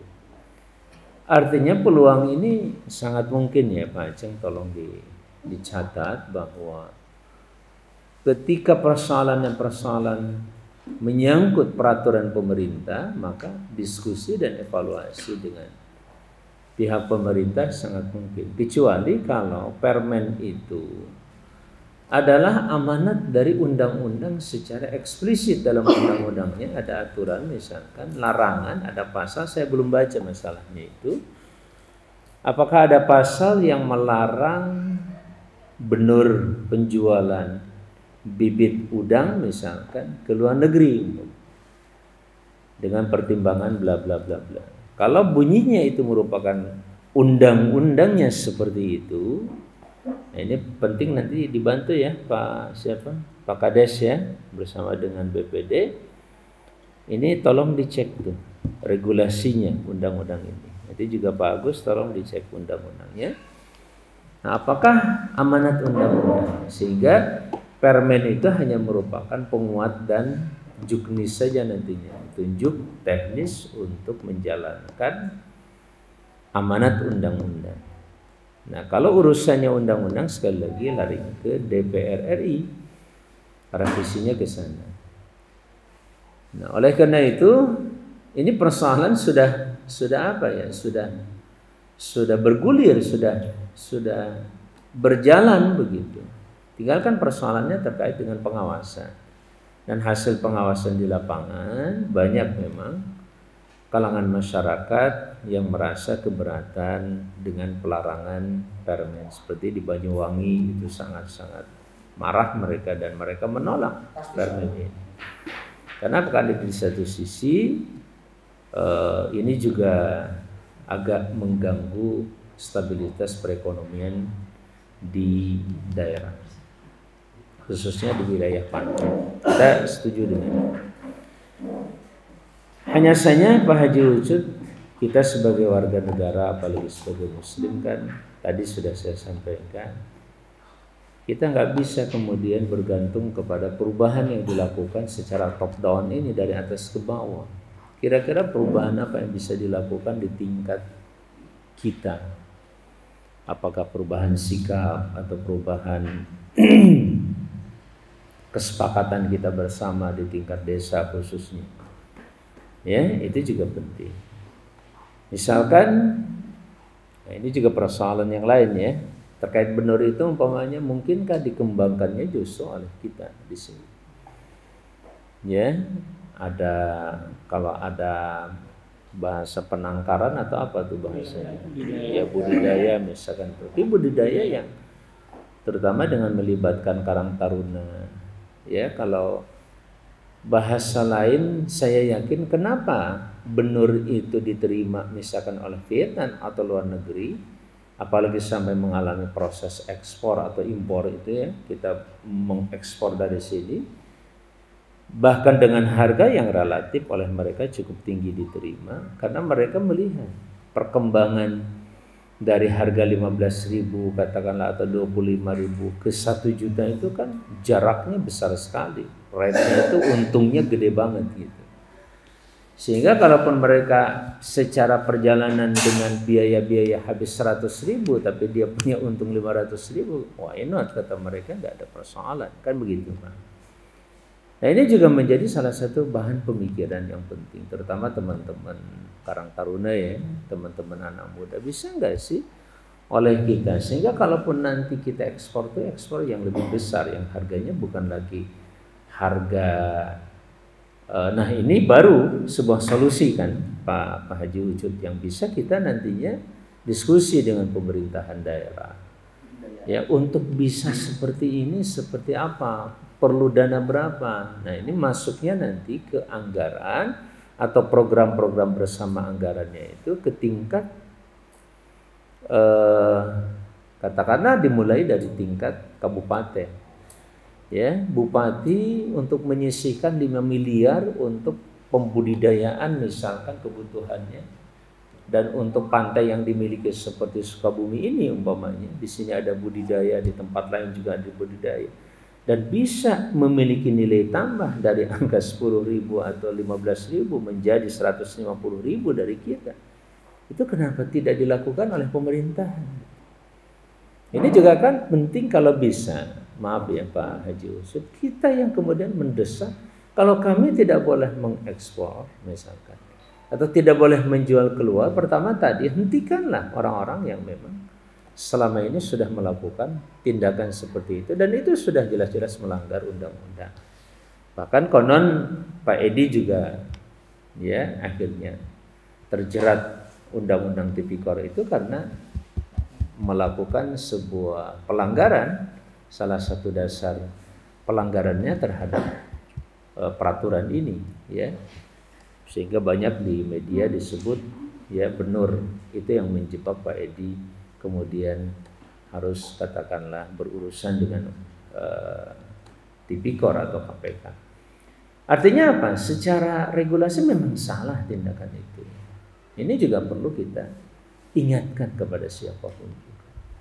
Mohon dengan sangat Pak Haji Ucup, kalaupun saya tinggal di sini sama-sama misalkan sehari, 2 hari, seminggu, 2 minggu, tetap kita yakinkan bahwa tadi kan saya bilang dalam konteks mengatur bangsa negara termasuk urusan benur itu kan ujung-ujung dan puncaknya kan ada di aturan itu. Kalau kita punya wakil yang cukup representatif dan kuat untuk bisa menyampaikan aspirasi kita kepada mereka, itu yang kita harapkan. Kalau tidak bisa, tadi saya katakan, di balik pelarangan ini tentu sangat-sangat banyak kepentingan. Apakah benar pelarangan ini murni dalam rangka melindungi ya katakanlah habitat benur supaya tadi ya tidak habis umpamanya, ya kan? Ya tidak habis, atau ya sekarang kalau dibiarkan di sini terus buat siapa? Nah itu juga yang perlu ada solusinya begitu. Atau yang kita atau sering dicurigai oleh sebahagian orang itu jangan-jangan ini oleh kepentingan sekelompok orang juga ditahan di sini, tidak berani atau tidak boleh dijual keluar, tapi kita boleh nangkap tapi dijual di lokal. Oke, tapi kasih harga yang bagus kalau di lokal umpamanya. Itu kan beberapa bargaining yang bisa dilakukan oleh kita, Pak Haji Ucup. Punten ya, anu kasuan. Sanes mematahan ngojai kembali sanes, dan dia paling tahu urusan yang seperti itu. Tapi paling tidak saya menelisik atau menelusuri persoalan regulasi ini tetap harus menjadi concern dan perhatian kita, karena hanya dengan regulasi dan taat kepada regulasi lah insya Allah kita akan relatif mampu menjaga negara yang kita cintai ini, khususnya kedaulatan rakyat dan masyarakatnya. Walaupun tadi saya katakan juga tidak sedikit yang bermain di balik regulasi ini hanya oleh kepentingan pribadi, kelompok dan lain sebagainya. Bahwa kecurigaan itu bisa muncul tidak bisa kita pungkiri. Para pengusaha udang di Indonesia yang bisa mengekspor dengan harga katakanlah mungkin nggak sampai 500.000 tapi 300.000, dia bisa mengambil dari sini dengan harga sekian umpamanya benurnya, atau merekalah yang mengambil benurnya. Kita tidak boleh menangkap benurnya, tapi mereka yang menangkap benurnya. Atau kita memang menangkap yang sudah besar ya, katakanlah yang sudah layak dikonsumsi. Nah itu juga aturan-aturan yang ya kita tentu saja sama-sama kita insya Allah kita jaga dalam kota. Itu yang harus saya pikir itu harus kita desak ya, kita dorong bagaimana persoalan itu nggak berhenti di situ. Dan punten anu kasuhun memang ya persoalan kita ini terus terang Indonesia ini kaya luar biasa ya. Kenapa saya keliling-keliling desa itu ketemu, kalau ada bahasa desa miskin itu kenapa miskin, setelah kita telusuri sebenarnya nggak layak miskin. Contoh konkret nih Pak Haji Ucut dan Kang Dede serta yang lain-lain. Saya sering mencontohkan nih terutama dengan Ketua BUMDes. Potensi sumber daya manusia saja. Saya sering hitung nih Pak Kades. Di sini ada berapa kepala keluarga sedesa ini? 2023. 2000. Oke lah 2000 sekian. Kalau 2000 ini saya katakan, ya saya sering menyatakan, kita ini sudah terbiasa dengan bahasa infak, perelek segala macam. Cuman ini kan seringkali persoalan sodakoh itu kan rata-rata di benak pikiran kita sodakoh itu dari orang kaya untuk orang miskin. Kan selalu begitu cara berpikir kita, sehingga orang dalam tanda petik mohon maaf orang miskin kadang-kadang saya tidak terbersit untuk bisa bersodakoh. Sampai Rasul kita Muhammad sallallahu alaihi wasallam, Nabi Allah Muhammad sallallahu alaihi wasallam mengajarkan kepada kita sebuah hadits yang mengatakan laisal ghina bi kathratil 'ard walakinnal ghina ghinan nafs. Saya gitu. Pak Haji. Kaya itu bukan dengan kaya harta. Kita punya misalkan garis pantai 1 kilometer garis pantai. Itu tanahnya, pantainya milik kita umpamanya. Enggak, kata Rasulullah. Kaya itu kaya jiwa. Punten anu kasul. Misalkan kaya jiwa itu ada jatah misalkan BLT ya, Kang. BLT. Saya dapat, tetangga saya dapat, tapi ada 2 tetangga enggak dapat. Dan kita tahu persis sehari-hari bahwa dia jauh lebih butuh dari saya. Jauh lebih memerlukan dari saya. Saya butuh, tapi dia jauh lebih memerlukan. Misalkan karena kondisi fisiknya sudah tidak mungkin kan, kalau kita masih bisa berlayar begitu semuanya, sebagai nelayan kita bisa menangkap kita, tapi ini udah nggak bisa. Walau saya dapat, tapi dia nggak dapat umpamanya, atau bahkan dia dapat pun kita lihat kurang. Bisa nggak kita berikan jatah kita kepada dia? Sudah nggak usah ribut. Wah ini nggak kena sasaran segala macam. Itu tidak bisa kita pungkiri. Fakta itu kita angkat. Ya Pak Haji jangan diam dengan fakta itu bahwa ini tidak kena sasaran, ini nggak tepat. Angkat nggak masalah itu. Tapi secara kultural di lapangan, dalam kemasyarakatan kita, kadang-kadang kan kita nggak bisa main aturan, tapi mainnya hati. Ketika hati kita sangat empati, dia nggak dapat. Saya kok dapat? Padahal saya masih cukup mampu melakukan itu, kata Pak Dede. Kata Pak Dede, Pak Kades, jatah saya kasih ke dia aja. Itu contoh gina nafs, saya pikir seperti itu. Nah sekarang punten anu kasuhun Pak Kades, saya ingin mengajak warga ini juga, khususnya Pak Kades dan kawan-kawan itu, bagaimana Yang disebut sedekah itu adalah sebuah kedermawanan yang muncul dari diri kita. Semiskin apapun kita, yang penting tumbuh semangat memberi. Saya mau memberi. Kalau semangatnya itu sudah tumbuh, saya mau memberi, ya Kang Hasbi, insya Allah. Karena orang Arab bilang faqidus syai' la yu'ti. Orang nggak punya apa-apa, nggak mungkin bisa memberi apa-apa, kan begitu. Akhirnya karena semangatnya mau memberi, dia akan mencari sesuatu supaya dia bisa memberi. Punten, kita seperti itu. Nah ini contoh misalkan, kalau saja kita berhasil, saya suka berseloroh nih punten kan. Kira-kira masyarakat kalau ngumpulkan duit, kencering sadinten 1000 betong seur-seur. Berat enggak ya kira-kira? 1.000 rupiah sadinten. Berat enggak kira? Berat Pak Haji mah. Pak Haji mah berat. Enggak, dia. Prediksi berat karena nyatanya tidak ada yang mau. Nah, itu masalah lain Pak Haji. Yang saya ingin tanya, kalau secara psikologis sehari 1.000 rupiah berat atau tidak? Tidak sebenarnya. Tapi beda kalau sekarang Pak Haji kumpulkan misalkan 1.000 ini selama 30 hari 30.000. Kita bilang sebulan 30.000 mau nggak infak? Berat. Secara psikologis itu berat. Di sini kenapa Nabi mengatakan misalkan ahabul a'mal ilallah adwamuha wa in qalla. Amal terbaik dan paling dicintai Allah itu adalah yang kontinu walaupun sedikit.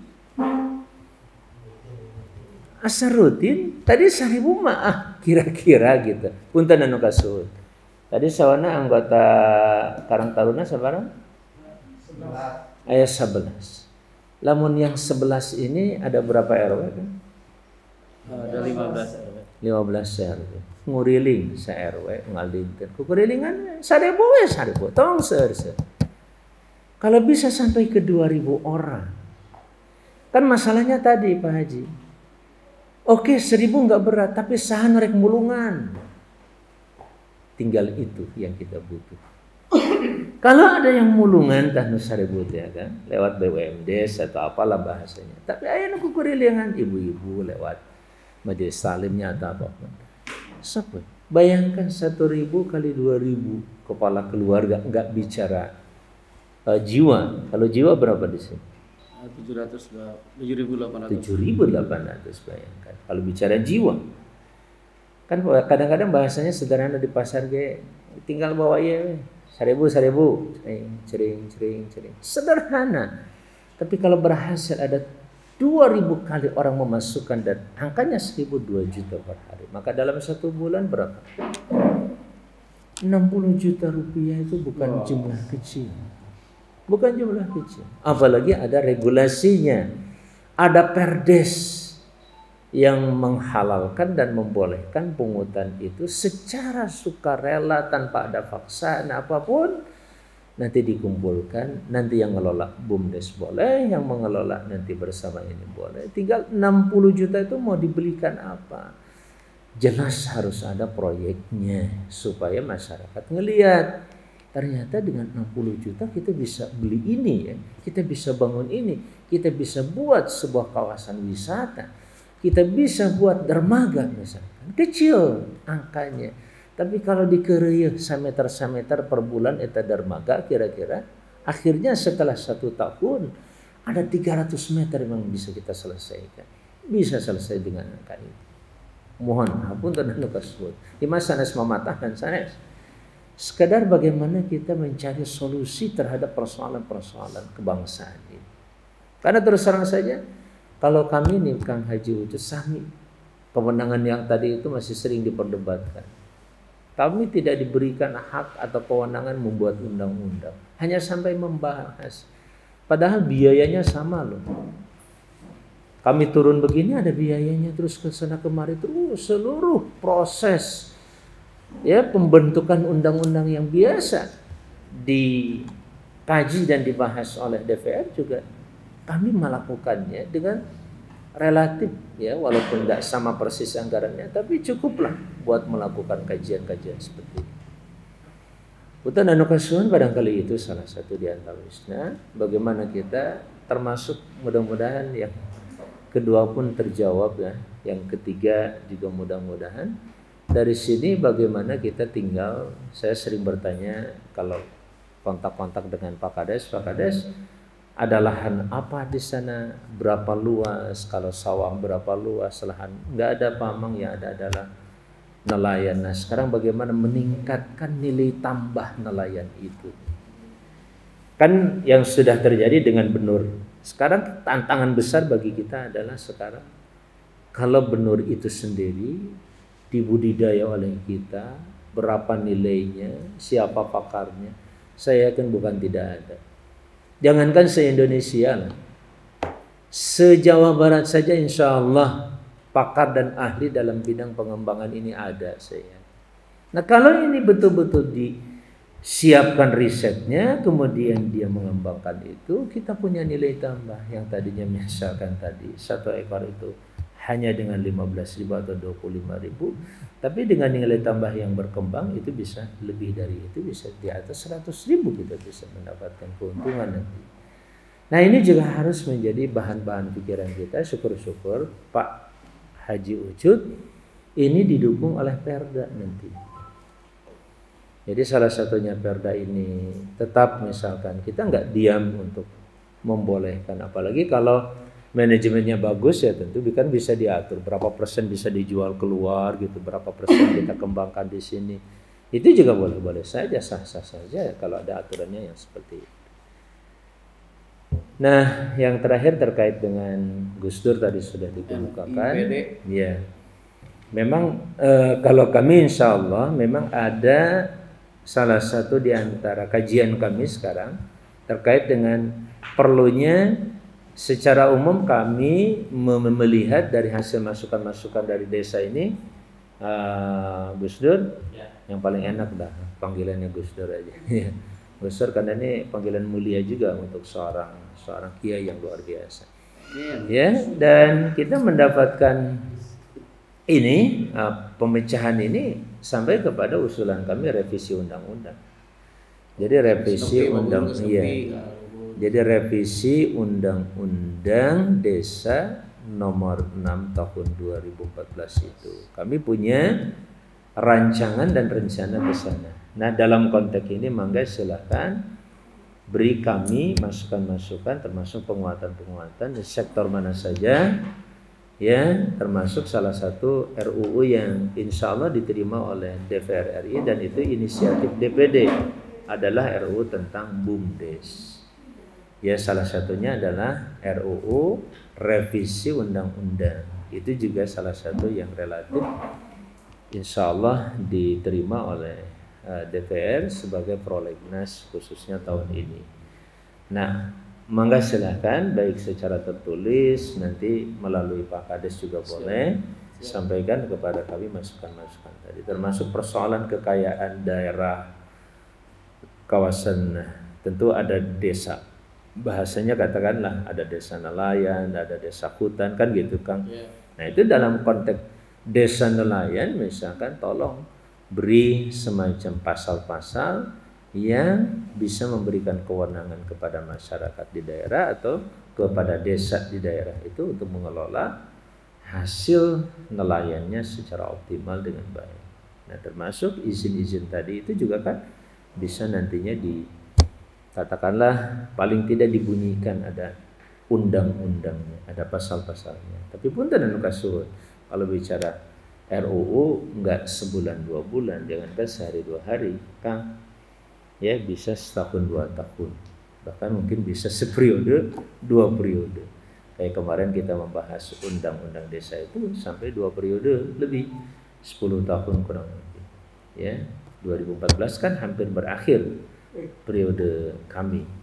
Nah itu baru diundangkan. Padahal saya ikut membahasnya saja dari pertama tuh 5 tahun kurang lebih kita membahas itu aja. Jika kurang gawean gitu kan. Tetapi hasilnya lumayan. Artinya ada pengaruh yang sangat-sangat bagus, terutama di desa-desa yang berada di Jawa Barat.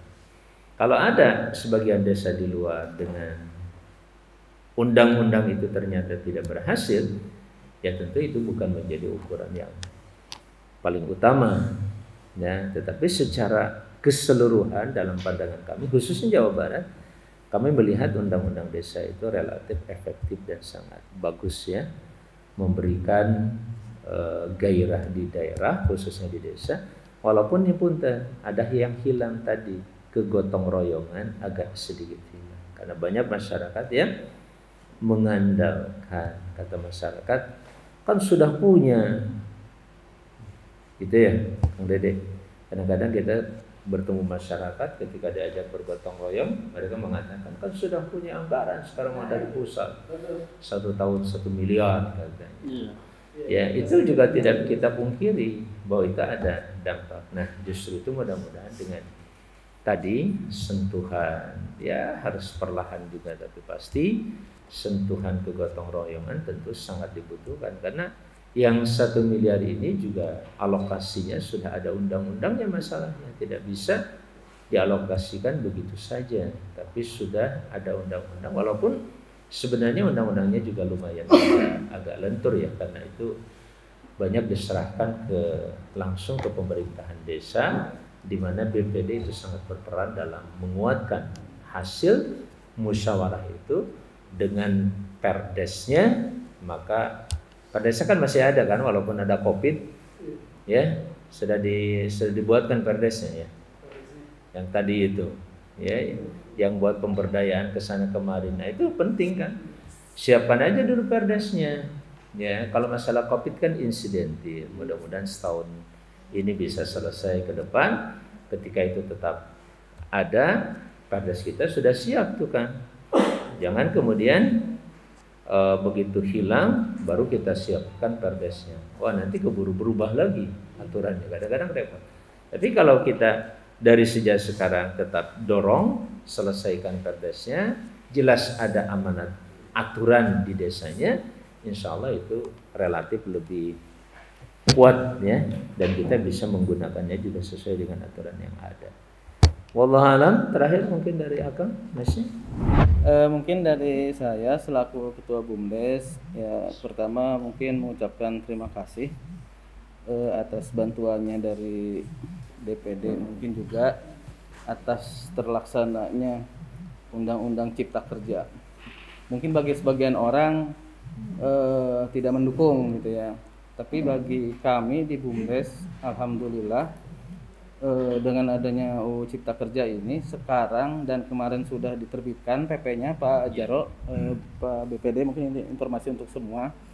Jadi sekarang ini BUMDes ini bukan lagi badan usaha, tetapi menjadi badan hukum. Jadi sudah sejajar dengan perseroan, dengan koperasi, dengan yayasan. Nah, jadi kalau kemarin kita sulit untuk menjadi penyuplai bantuan-bantuan, nah untuk saat ini karena kita sudah sejajar menjadi badan hukum, termasuk dengan kerjasama dengan pemerintahan, kerjasama dengan bank. Waktu itu kan mereka agak kesulitan tuh dengan BUMDes tuh karena simpang siur ketidakjelasan BUMDes ini apa sih gitu, nggak ada badan hukumnya gitu, makhluknya nggak jelas gitu. Nah alhamdulillah sekarang sudah disahkan PP nomor 11 tahun 2021 bahwa BUMDes itu menjadi badan hukum, alhamdulillah. Terus yang keduanya, untuk mendorong BUMDes ini ke depan, Pak, mungkin saya sampaikan aspirasinya, minta tolong ke bank lokal, bank BJB mungkin ya, kalau dari kita Bank Jabar Banten ini yang agak sulit kerjasama dengan kami gitu. Sedangkan bank lain, BCA gitu ya, Mandiri dan lain-lain itu malah mendorong ke BUMDes tuh lebih cepat, mereka ayo kerjasama gitu. Ketika aturan ini keluar, itu mereka yang datang ke kita gitu. BJB malah kita yang mohon-mohon ke mereka gitu. Kebetulan saya perwakilan juga di Asosiasi BUMDes Kabupaten Sukabumi. Kemarin mewakili Kabupaten Sukabumi di Provinsi Jawa Barat, bertemu dengan BJB Pusat Jawa Barat. Mereka minta tolong untuk kayak pembayaran PBB di desa-desa itu dan PKB kendaraan bermotor itu dihandle sama BUMDes gitu. Tapi mereka memohon tapi sarananya tidak diberikan gitu. Modalin sendiri gitu. Ya sama aja bilang gitu kan. Kalau mau kerja sama ayo gitu dari BJB seperti apa gitu kan. Harusnya kan dari BJB nih alatnya ini modalnya seperti itu kan. Bukan kita mengemis-ngemis ke BJB. Ayo dong modalin aja dong modalin. Kemarin kita coba juga ternyata kan BJB itu ada program namanya permodalan untuk masjid ya. Ya untuk UMKM untuk masjid. Nah kemarin pas dikumpulin dengan BR itu BJB yang paling sulit gitu. Padahal bank kita mau ngembangin bank sendiri gitu. Itu kan untuk daerah juga perkembangannya, tapi memang agak sulit. Nah mudah-mudahan nanti coba didorong BJB untuk dimudahkan lah kerjasama dengan UMKM dengan BUMDes. Kita pun di sini BUMDes tidak berjalan sendiri karena kita memberdayakan UMKM yang ada. Jadi produk-produk UMKM kita kemas ulang, kita bantu penjual pemasarannya seperti itu. Jadi kita juga tidak mau bentrok, kita produksi mereka produksi malah jadi nanti berjalan bersama. Jadi kita menghimpun produk.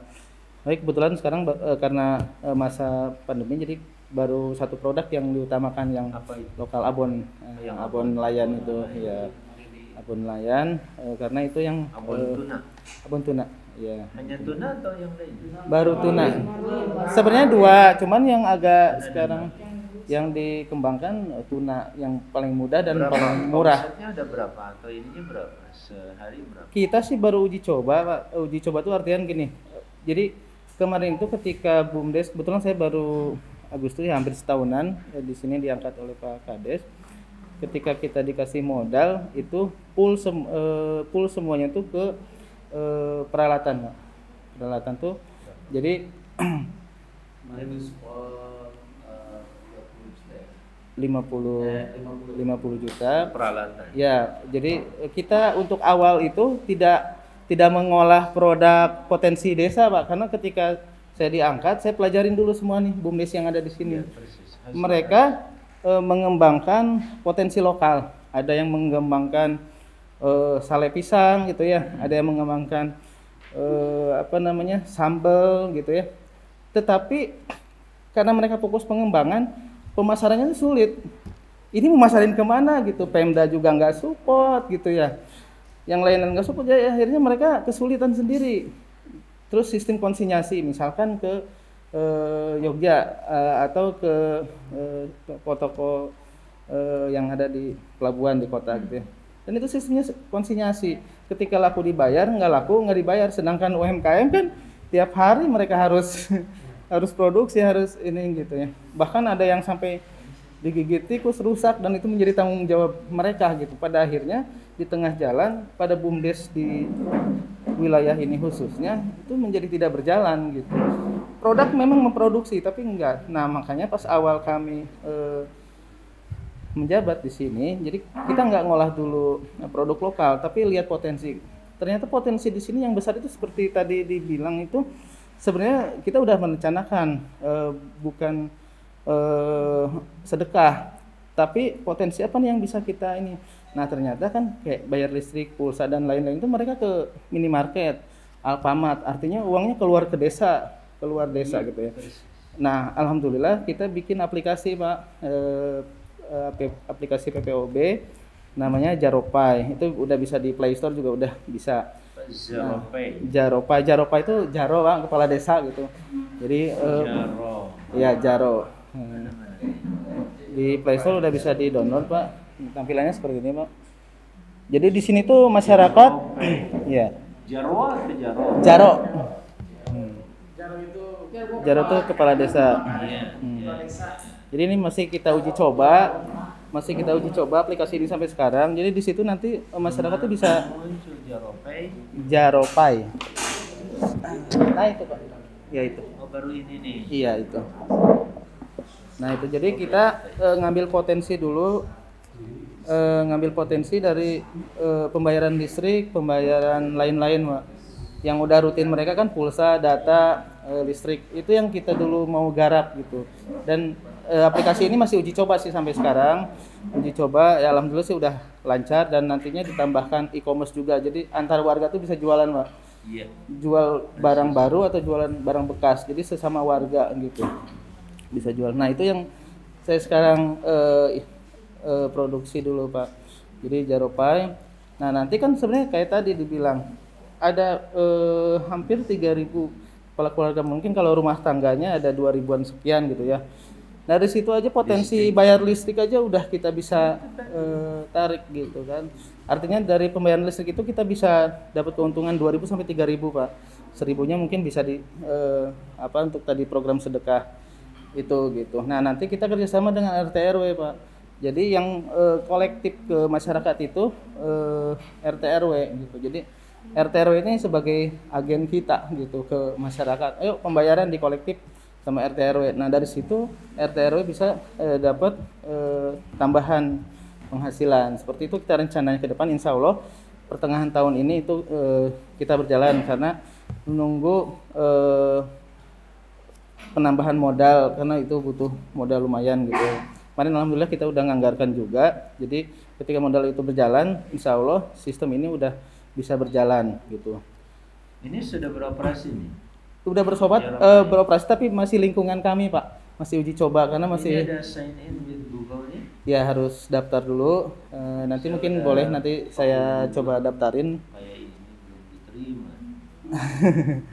Itu nanti diregister dulu karena kami tidak membuka pendaftaran di aplikasinya langsung karena masih uji coba. Itu insya Allah pertengahan tahun ini berjalan kerjasama dengan RT RW. Nah, terus proses keduanya baru kami mengambil produk dari masyarakat, Pak. Jadi yang abon tadi itu produk UMKM dan kita kemas ulang dan pasarkan. Sudah ini ya, sudah berjalan. Sudah berjalan. Kemarin juga dari Pak Gubernur, Pak Ridwan Kamil, ketika video call, boleh produknya katanya kita bantu jualin. Mereka ada program namanya Borongdong, karena sasarannya ke PNS, karena yang saat ini tidak berpengaruh terhadap pandemi itu PNS. Jadi gaji mereka dan lain-lain tidak berkurang gitu. Jadi pasarannya ke sana. Cuman kendala bagi kami tidak kena pandemi tapi kena corona. Iya. Cuman kemarin saya bilang ke Pak Ridwan Kamil, saya agak kritik juga. Pak Ridwan Kamil mau membantu kami dari segi UKM dan BUMDes. Mereka menyiapkan, tetapi kami harus bermodal sendiri. Artinya gini, Bang. Jadi di sistem Borondong itu kita harus ngirim produk kita ke provinsi, ke Bandung. Mereka punya gudang di sana. Nah, pembayarannya kapan? Dia bilang, ya nanti setelah laku. Ya kita nggak tahu. Kalau misalnya produknya dari kita, mereka ada jualan kita kirim, terus kita juga bisa jual ke yang lain, oke lah gitu. Ya sekarang kalau kita kirim ke sana, kita mau jualan gimana gitu? Yang dari sini secara offline-nya gitu ya. Harusnya provinsi menganggarkan ya minimal bayar setengah dulu lah gitu DP gitu ya. Bayar dulu gitu, baru mereka nanti sisanya. Nah ini enggak, Pak. Kemarin tuh saya bilang, Pak Ridwan Kamil kalau seperti ini sama aja kita yang ngemodalin provinsi gitu. Sama dengan supermarket. Iya, konsinyasi sistemnya gitu. Jadi agak sulit juga itu. Nah itu mungkin bisa Bapak mendorong Bupati atau Gubernur untuk bantulah mewajibkan UMKM PNS di wilayah mungkin khususnya Kabupaten Sukabumi untuk membeli produk-produk UMKM dan BUMDes saat ini yang diperlukan gitu. Karena mereka yang tidak terimbas gitu kan, seperti itu. Itu yang kedua. Terus yang ketiganya, Pak, saat ini di Kabupaten Sukabumi dan mungkin di kabupaten lain juga ada peralihan sistem informasi, Pak. Sistem informasi daerah. Jadi sistem informasi daerah saat ini masalah perencanaan dan keuangan desa ini jadi sedang ada peralihan sistem. Jadi peralihan sistem itu gini, Pak. Kebetulan saya baru pulang juga tadi hasil verifikasi, jadi agak terlambat datang. Peralihan sistem yang tadinya manual ke sistem informasi desa, sistem informasi daerah (SIPD) itu Pak ya, SIPD ya. Bahkan di kabupaten lain ada yang sampai pemerintahan daerahnya tuh listriknya diputus gara-gara peralihan informasi itu dan tidak tersampaikannya ke desa. Misalkan gini Pak, hari ini dari 13 desa yang saya verifikasi Pak, hanya 3 desa dari satu kecamatan ini, 13 desa Pak, hanya 3 desa yang menginput dan itu lolos. Kayak tadi ada pelatihan ya, pelatihan pembangunan. Saya cari-cari mana itu desa saya sendiri nggak ada gitu. Nah, nggak masuk gitu. Ketika saya konfirmasi user passwordnya aja kita nggak tahu gitu. Oh berarti ini ada miskomunikasi antara pemerintahan kabupaten dengan desa gitu.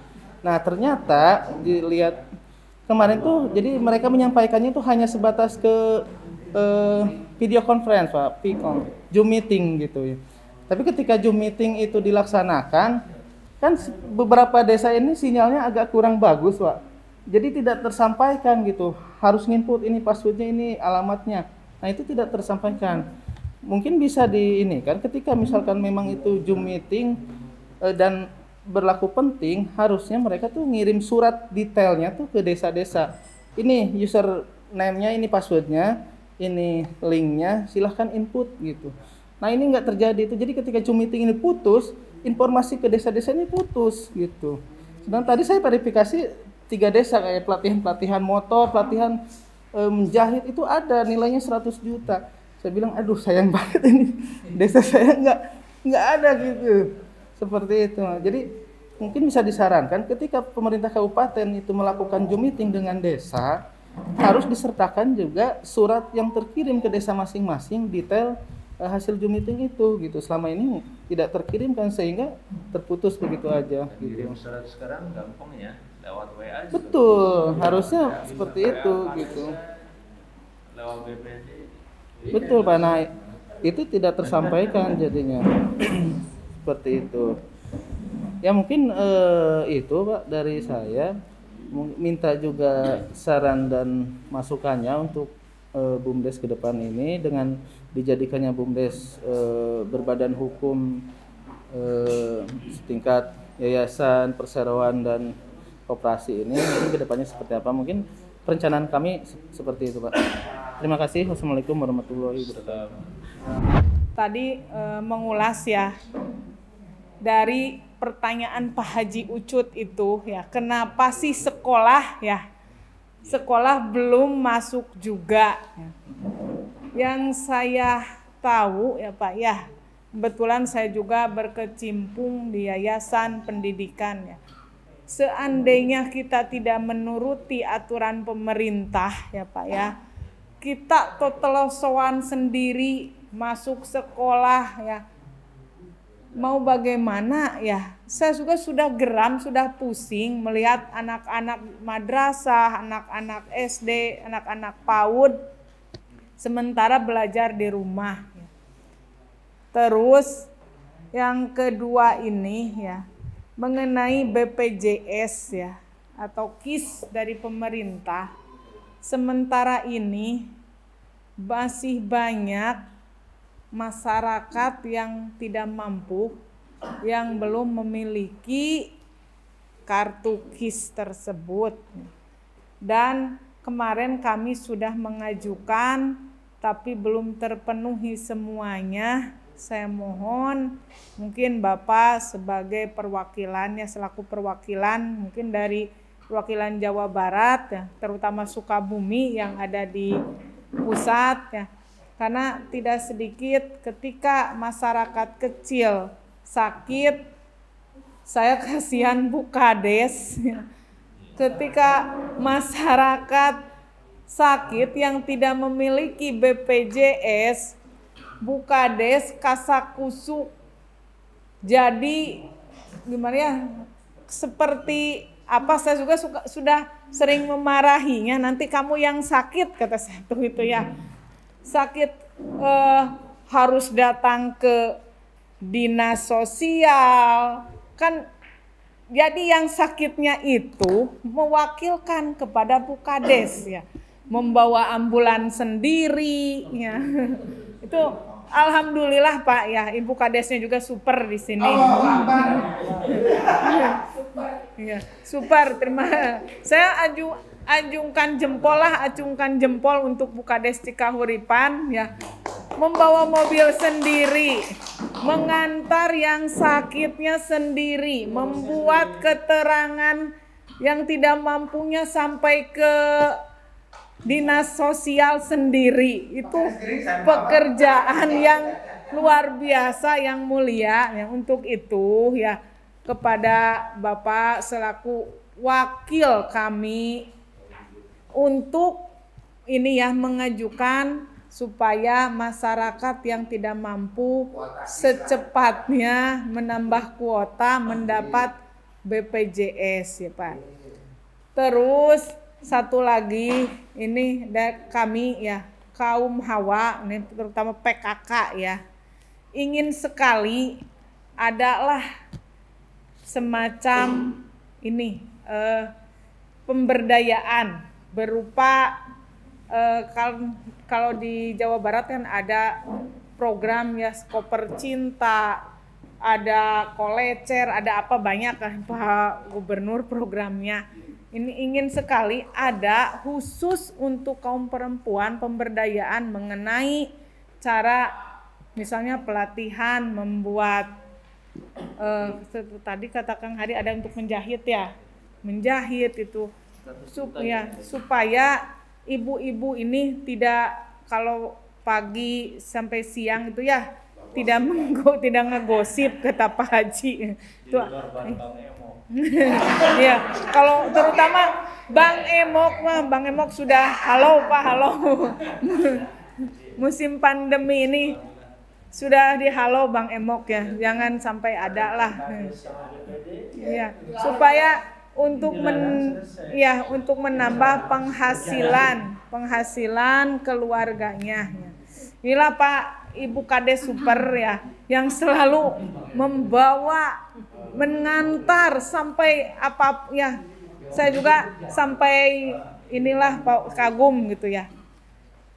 Terima kasih, demikianlah wabillahi taufiq wal hidayah. Wassalamualaikum warahmatullahi wabarakatuh. Solusi itu mengandalkan kepada pemerintah dalam hal ini, karena kami ada di pusat, terutama pemerintahan pusat, itu relatif kurang bisa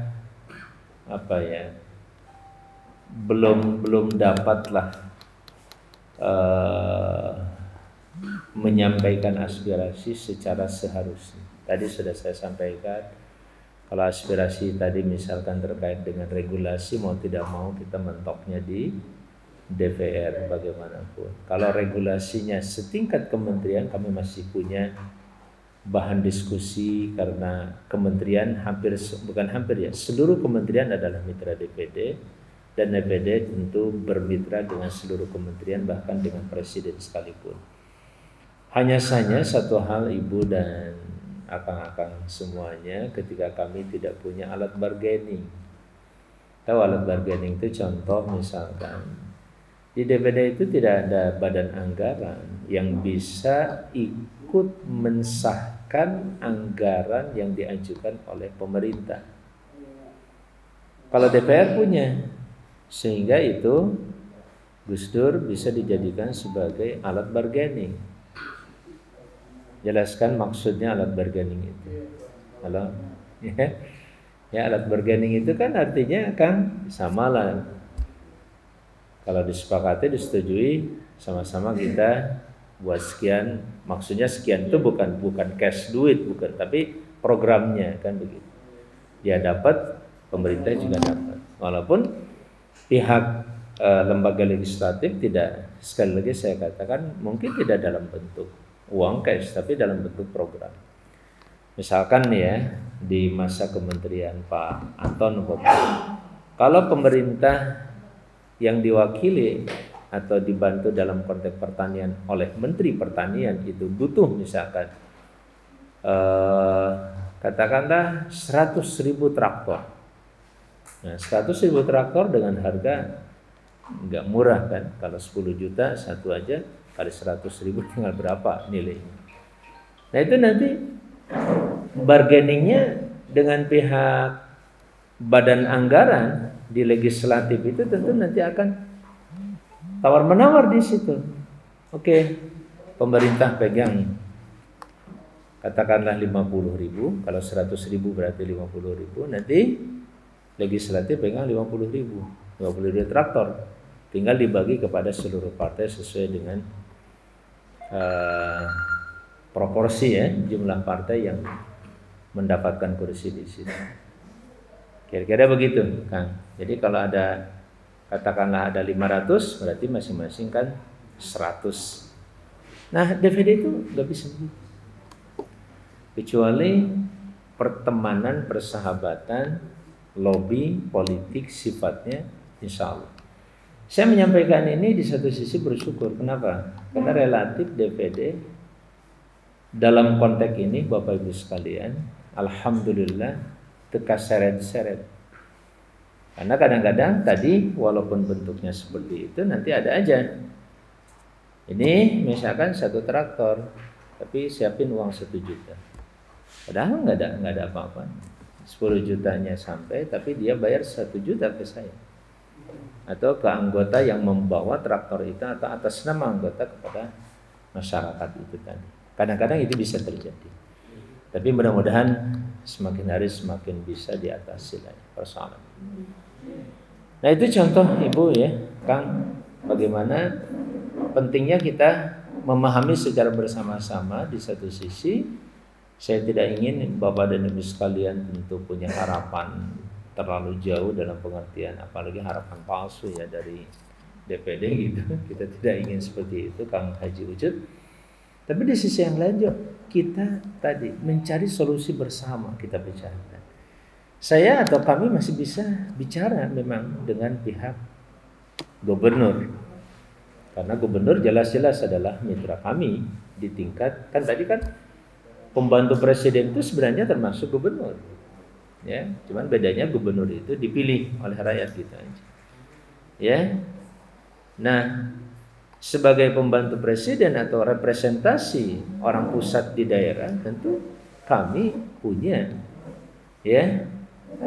akses untuk bisa berdiskusi dengan pihak-pihak tadi itu. Makanya kalau ada data-data terus harapan-harapan kuat, bagus tolong yang tadi yang bisa disampaikan nanti kita bisa ngobrol dengan Dinas Pemberdayaan Desa, bisa juga kita ngobrol dengan kalau tadi kaitan dengan dinas termasuk Bank Jabar. Kalau yang saya kenal dengan Bank Jabar Syariah itu juga kan lebih menarik ya. Saya kira bisa kita coba ya diskusikan. Ya, hanya itu tadi kan kalau bisa dibekali gitu, kami dibekali oleh program-program ya hitung-hitungannya sangat definitif konkret gitu kan ya. Angkanya berapa, terus bentuknya seperti apa, syukur-syukur ada namanya cash flow kayak begitu ya. Kalau bentuknya nanti semacam pemberdayaan ya, seperti investasi atau yang lain. Nah, begitu halnya dengan Bu PKK ya, dengan Ibu siapa namanya? Bu Haji Aan. Kalau ini juga menjadi salah satu kebutuhan di kalangan kaum perempuan, apalagi ada programnya dari provinsi yang kadang-kadang provinsi sendiri tidak bisa melakukannya sendiri langsung. Contoh provinsi punya setahu saya program 5.000 petani milenial, kira-kira gitu kan bahasanya. Sudah ada yang dikirim dari sini 1 orang. Kemarin sih sempatnya Bang ngirim, tapi belum tahu. Belum. Ya, karena itu total desa di Jawa Barat itu kan 5.300 sekian ya. Sementara programnya baru 5.000, masih 300. Ya, jangan-jangan Cikauripan masuk yang 300 jadi nggak dapat.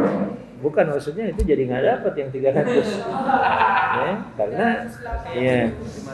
Tapi yang masuk 5.000 syukur alhamdulillah kan gitu. Tapi kan kalau yang justru masuk yang 300 kita malah nggak dapat. Yang 5.000 udah dapat gitu. Apalagi janjinya setiap petani milenial itu nanti akan bukan diberi tanah, tapi bukan diberikan ya, tapi diberi pengelolaan lahan sampai 2.500. Memang ada di sini 2.500 meter gitu yang bisa dikelola oleh anak petani milik. Karena desa. Iya, tanah desa maksudnya. Tapi bisa misah. Berapa lu? Berapa? Mau nggak dihibahin? Mau nggak dihibahin? Apa sawah? Bun. Ya perkebunan. Ya. Baik, itu saya kira apa yang tadi sudah menjadi masukan dari Ibu Hajaan, insya Allah sudah. Saya kira nanti Pak Agus ya, mudah-mudahan ada waktu kita berkunjung ke paling tidak ke dinas pemberdayaan masyarakat desa di tingkat provinsi.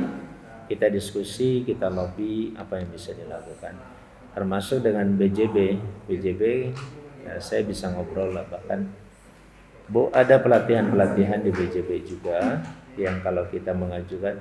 Hanya tadi Pak Kades mohon sekali lagi kami juga dibekali dengan ya sejenis proposal supaya kami bisa bicara dengan data. Kalau saya datang hanya menyampaikan aspirasi itu nggak jelas. Tapi kami sebagai mediator ya memediasi ya kita sih aspeknya kemanusiaan saja ya. Kalau bicara mungkin ada aja Pak Amang ngapain ngurusin gitu, urusan kita urusan legislasi. Bagi saya enggak, ini urusan keumatan, kebangsaan dan kerakyatan. Ya, masalah legislasi ada tugas sendiri, ya, tanggung jawab sendiri. Tapi kemanusiaan nggak bisa kan? Kita nunggu tadi saya katakan regulasi 1 tahun baru keluar, itu juga belum tentu keluar sebuah regulasi baru. Sementara problematika di lapangan terus denyutnya kita rasakan seperti ini. Ya, maka kita coba untuk mencari solusi secara bersama-sama kan tadi ya. Kebersamaan itu sangat penting untuk kita lakukan. Termasuk tadi jangan lelah, jangan kalah. Punten dan kasuhun kadang-kadang saya katakan dalam konteks infak tadi itu Pak Kades, jangan kalah sama pengemis di Jakarta. Pengemis itu tiap hari gini aja di mana? Iya. Tapi di kampungnya punya banyak. Betul. Di kampungnya teh bukan cuma Fajero, rumahnya, sawahnya itu hektaran, berhektar-hektar, kalah Kang Haji Ucup. Padahal pekerjaan di kotanya, di setiap itu lampu merah itu dia hanya minta-minta, kan nggak besar, paling 2.500, 2.000. Tapi kalau ada 100 seharian dia dari pagi misalkan kerja 5 jam di situ, 5 jam itu sudah dapat berapa? Kalau sehari dia dapat 200.000, 300.000, apa artinya buat dia? Pulang ke sini dia sudah mendapatkan penghasilan yang baik. Tapi kan itu tasawwur dalam Islam. Sikap meminta-minta itu akan sangat-sangat buruk nanti di hari kiamat. Na'udzubillah min dzalik. Ya, tapi kalau kita bukan minta-minta buat diri kita. Kita ingin menyadarkan kesadaran masyarakat, wa ta'awanu 'alal birri wa taqwa, kan itu dasar. Dasarnya ta'awun aja bahajaan. Ya. Kemarin kita ada pelatihan juga teman-teman di beberapa desa. Sebenarnya ini juga diundang, cuman Pak Kades ada halangan. Tapi nanti insya Allah ada teman-teman mungkin bisa ikut pelatihan itu. Kita saling ini aja, saling membangkitkan semangat dan spirit kita gitu. Sambil mencari pola-pola kerja yang relatif lebih mudah. Kata saya tadi misalkan kan kalau kita keliling satu RT deh sehari, niatnya disinilah indahnya kita dilindungi oleh Allah Azza wa Jalla melalui ketuhanan yang Maha Esa, Pancasila nomor pertama. Kalau kita bekerja karena Allah, nggak ada lelah, betul capek, tapi bisa menikmati kelelahan itu. Kenapa? Sebab kita akan menemukan kelelahan itu dengan sangat luar biasa mulia. Satu langkah menyelesaikan persoalan orang. Akan nggak terasa Kang Dede, teman-teman dari Karang nggak terasa, jalan aja jalan. Tapi kalau niat jalan itu ingin menyelesaikan problematika desa saya, misalkan tadi target seluruh masyarakat di sini yang belum punya BPJS kita cover dengan itu, dengan infak sehari 1.000, jalan aja sehari. Jadi nanti bulan ini siapa yang sudah tercover, bulan ini siapa yang ke cover, terus begitu semuanya. Saya yakin masyarakat akan mendukung. Apalagi saya katakan tadi Pak, kalau dikuatkan dengan perdes. Kita jalannya juga subhanallah. Nilai semua di sini. Gitu ya Kang ya. Mudah-mudahan kita saling menginspirasi, kita saling. Jadi saya sering mengatakan bahwa persoalan kaya miskin kan tadi bukan persoalan kita punya duit tidak punya duit, tapi persoalan cara kita mengubah pikiran kita. Bill Gates, kalau yang tahu Microsoft Office itu kan Bill Gates. Bill Gates itu bukan ahli komputer, bukan. Dia cuma punya ide gagasan. Bagaimana supaya orang mengoperasikan komputer itu sangat mudah, gampang. Muncullah Windows, Microsoft kemudian muncul di antaranya.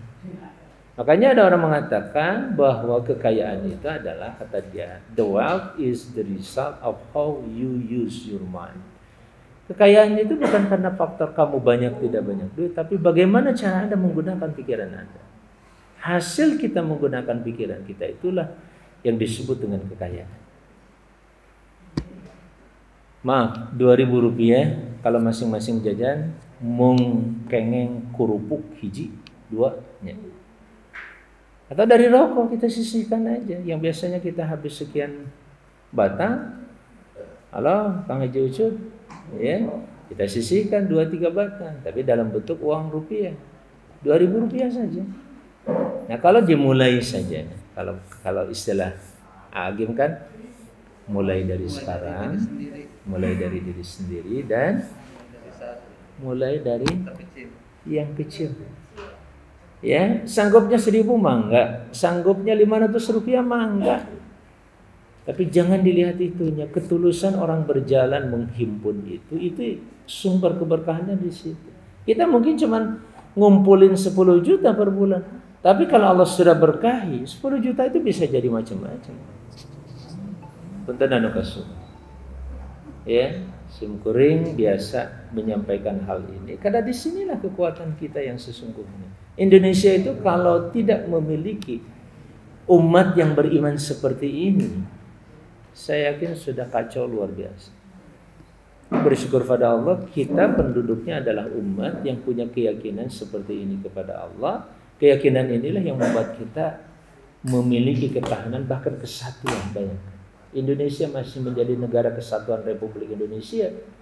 Itu salah satunya karena kunci kekuatan keyakinan ini kan. Posisi ketuhanan masih nomor 1 ya? Nomor 1. Enggak boleh nomor 5, apalagi dihilangin. Siap,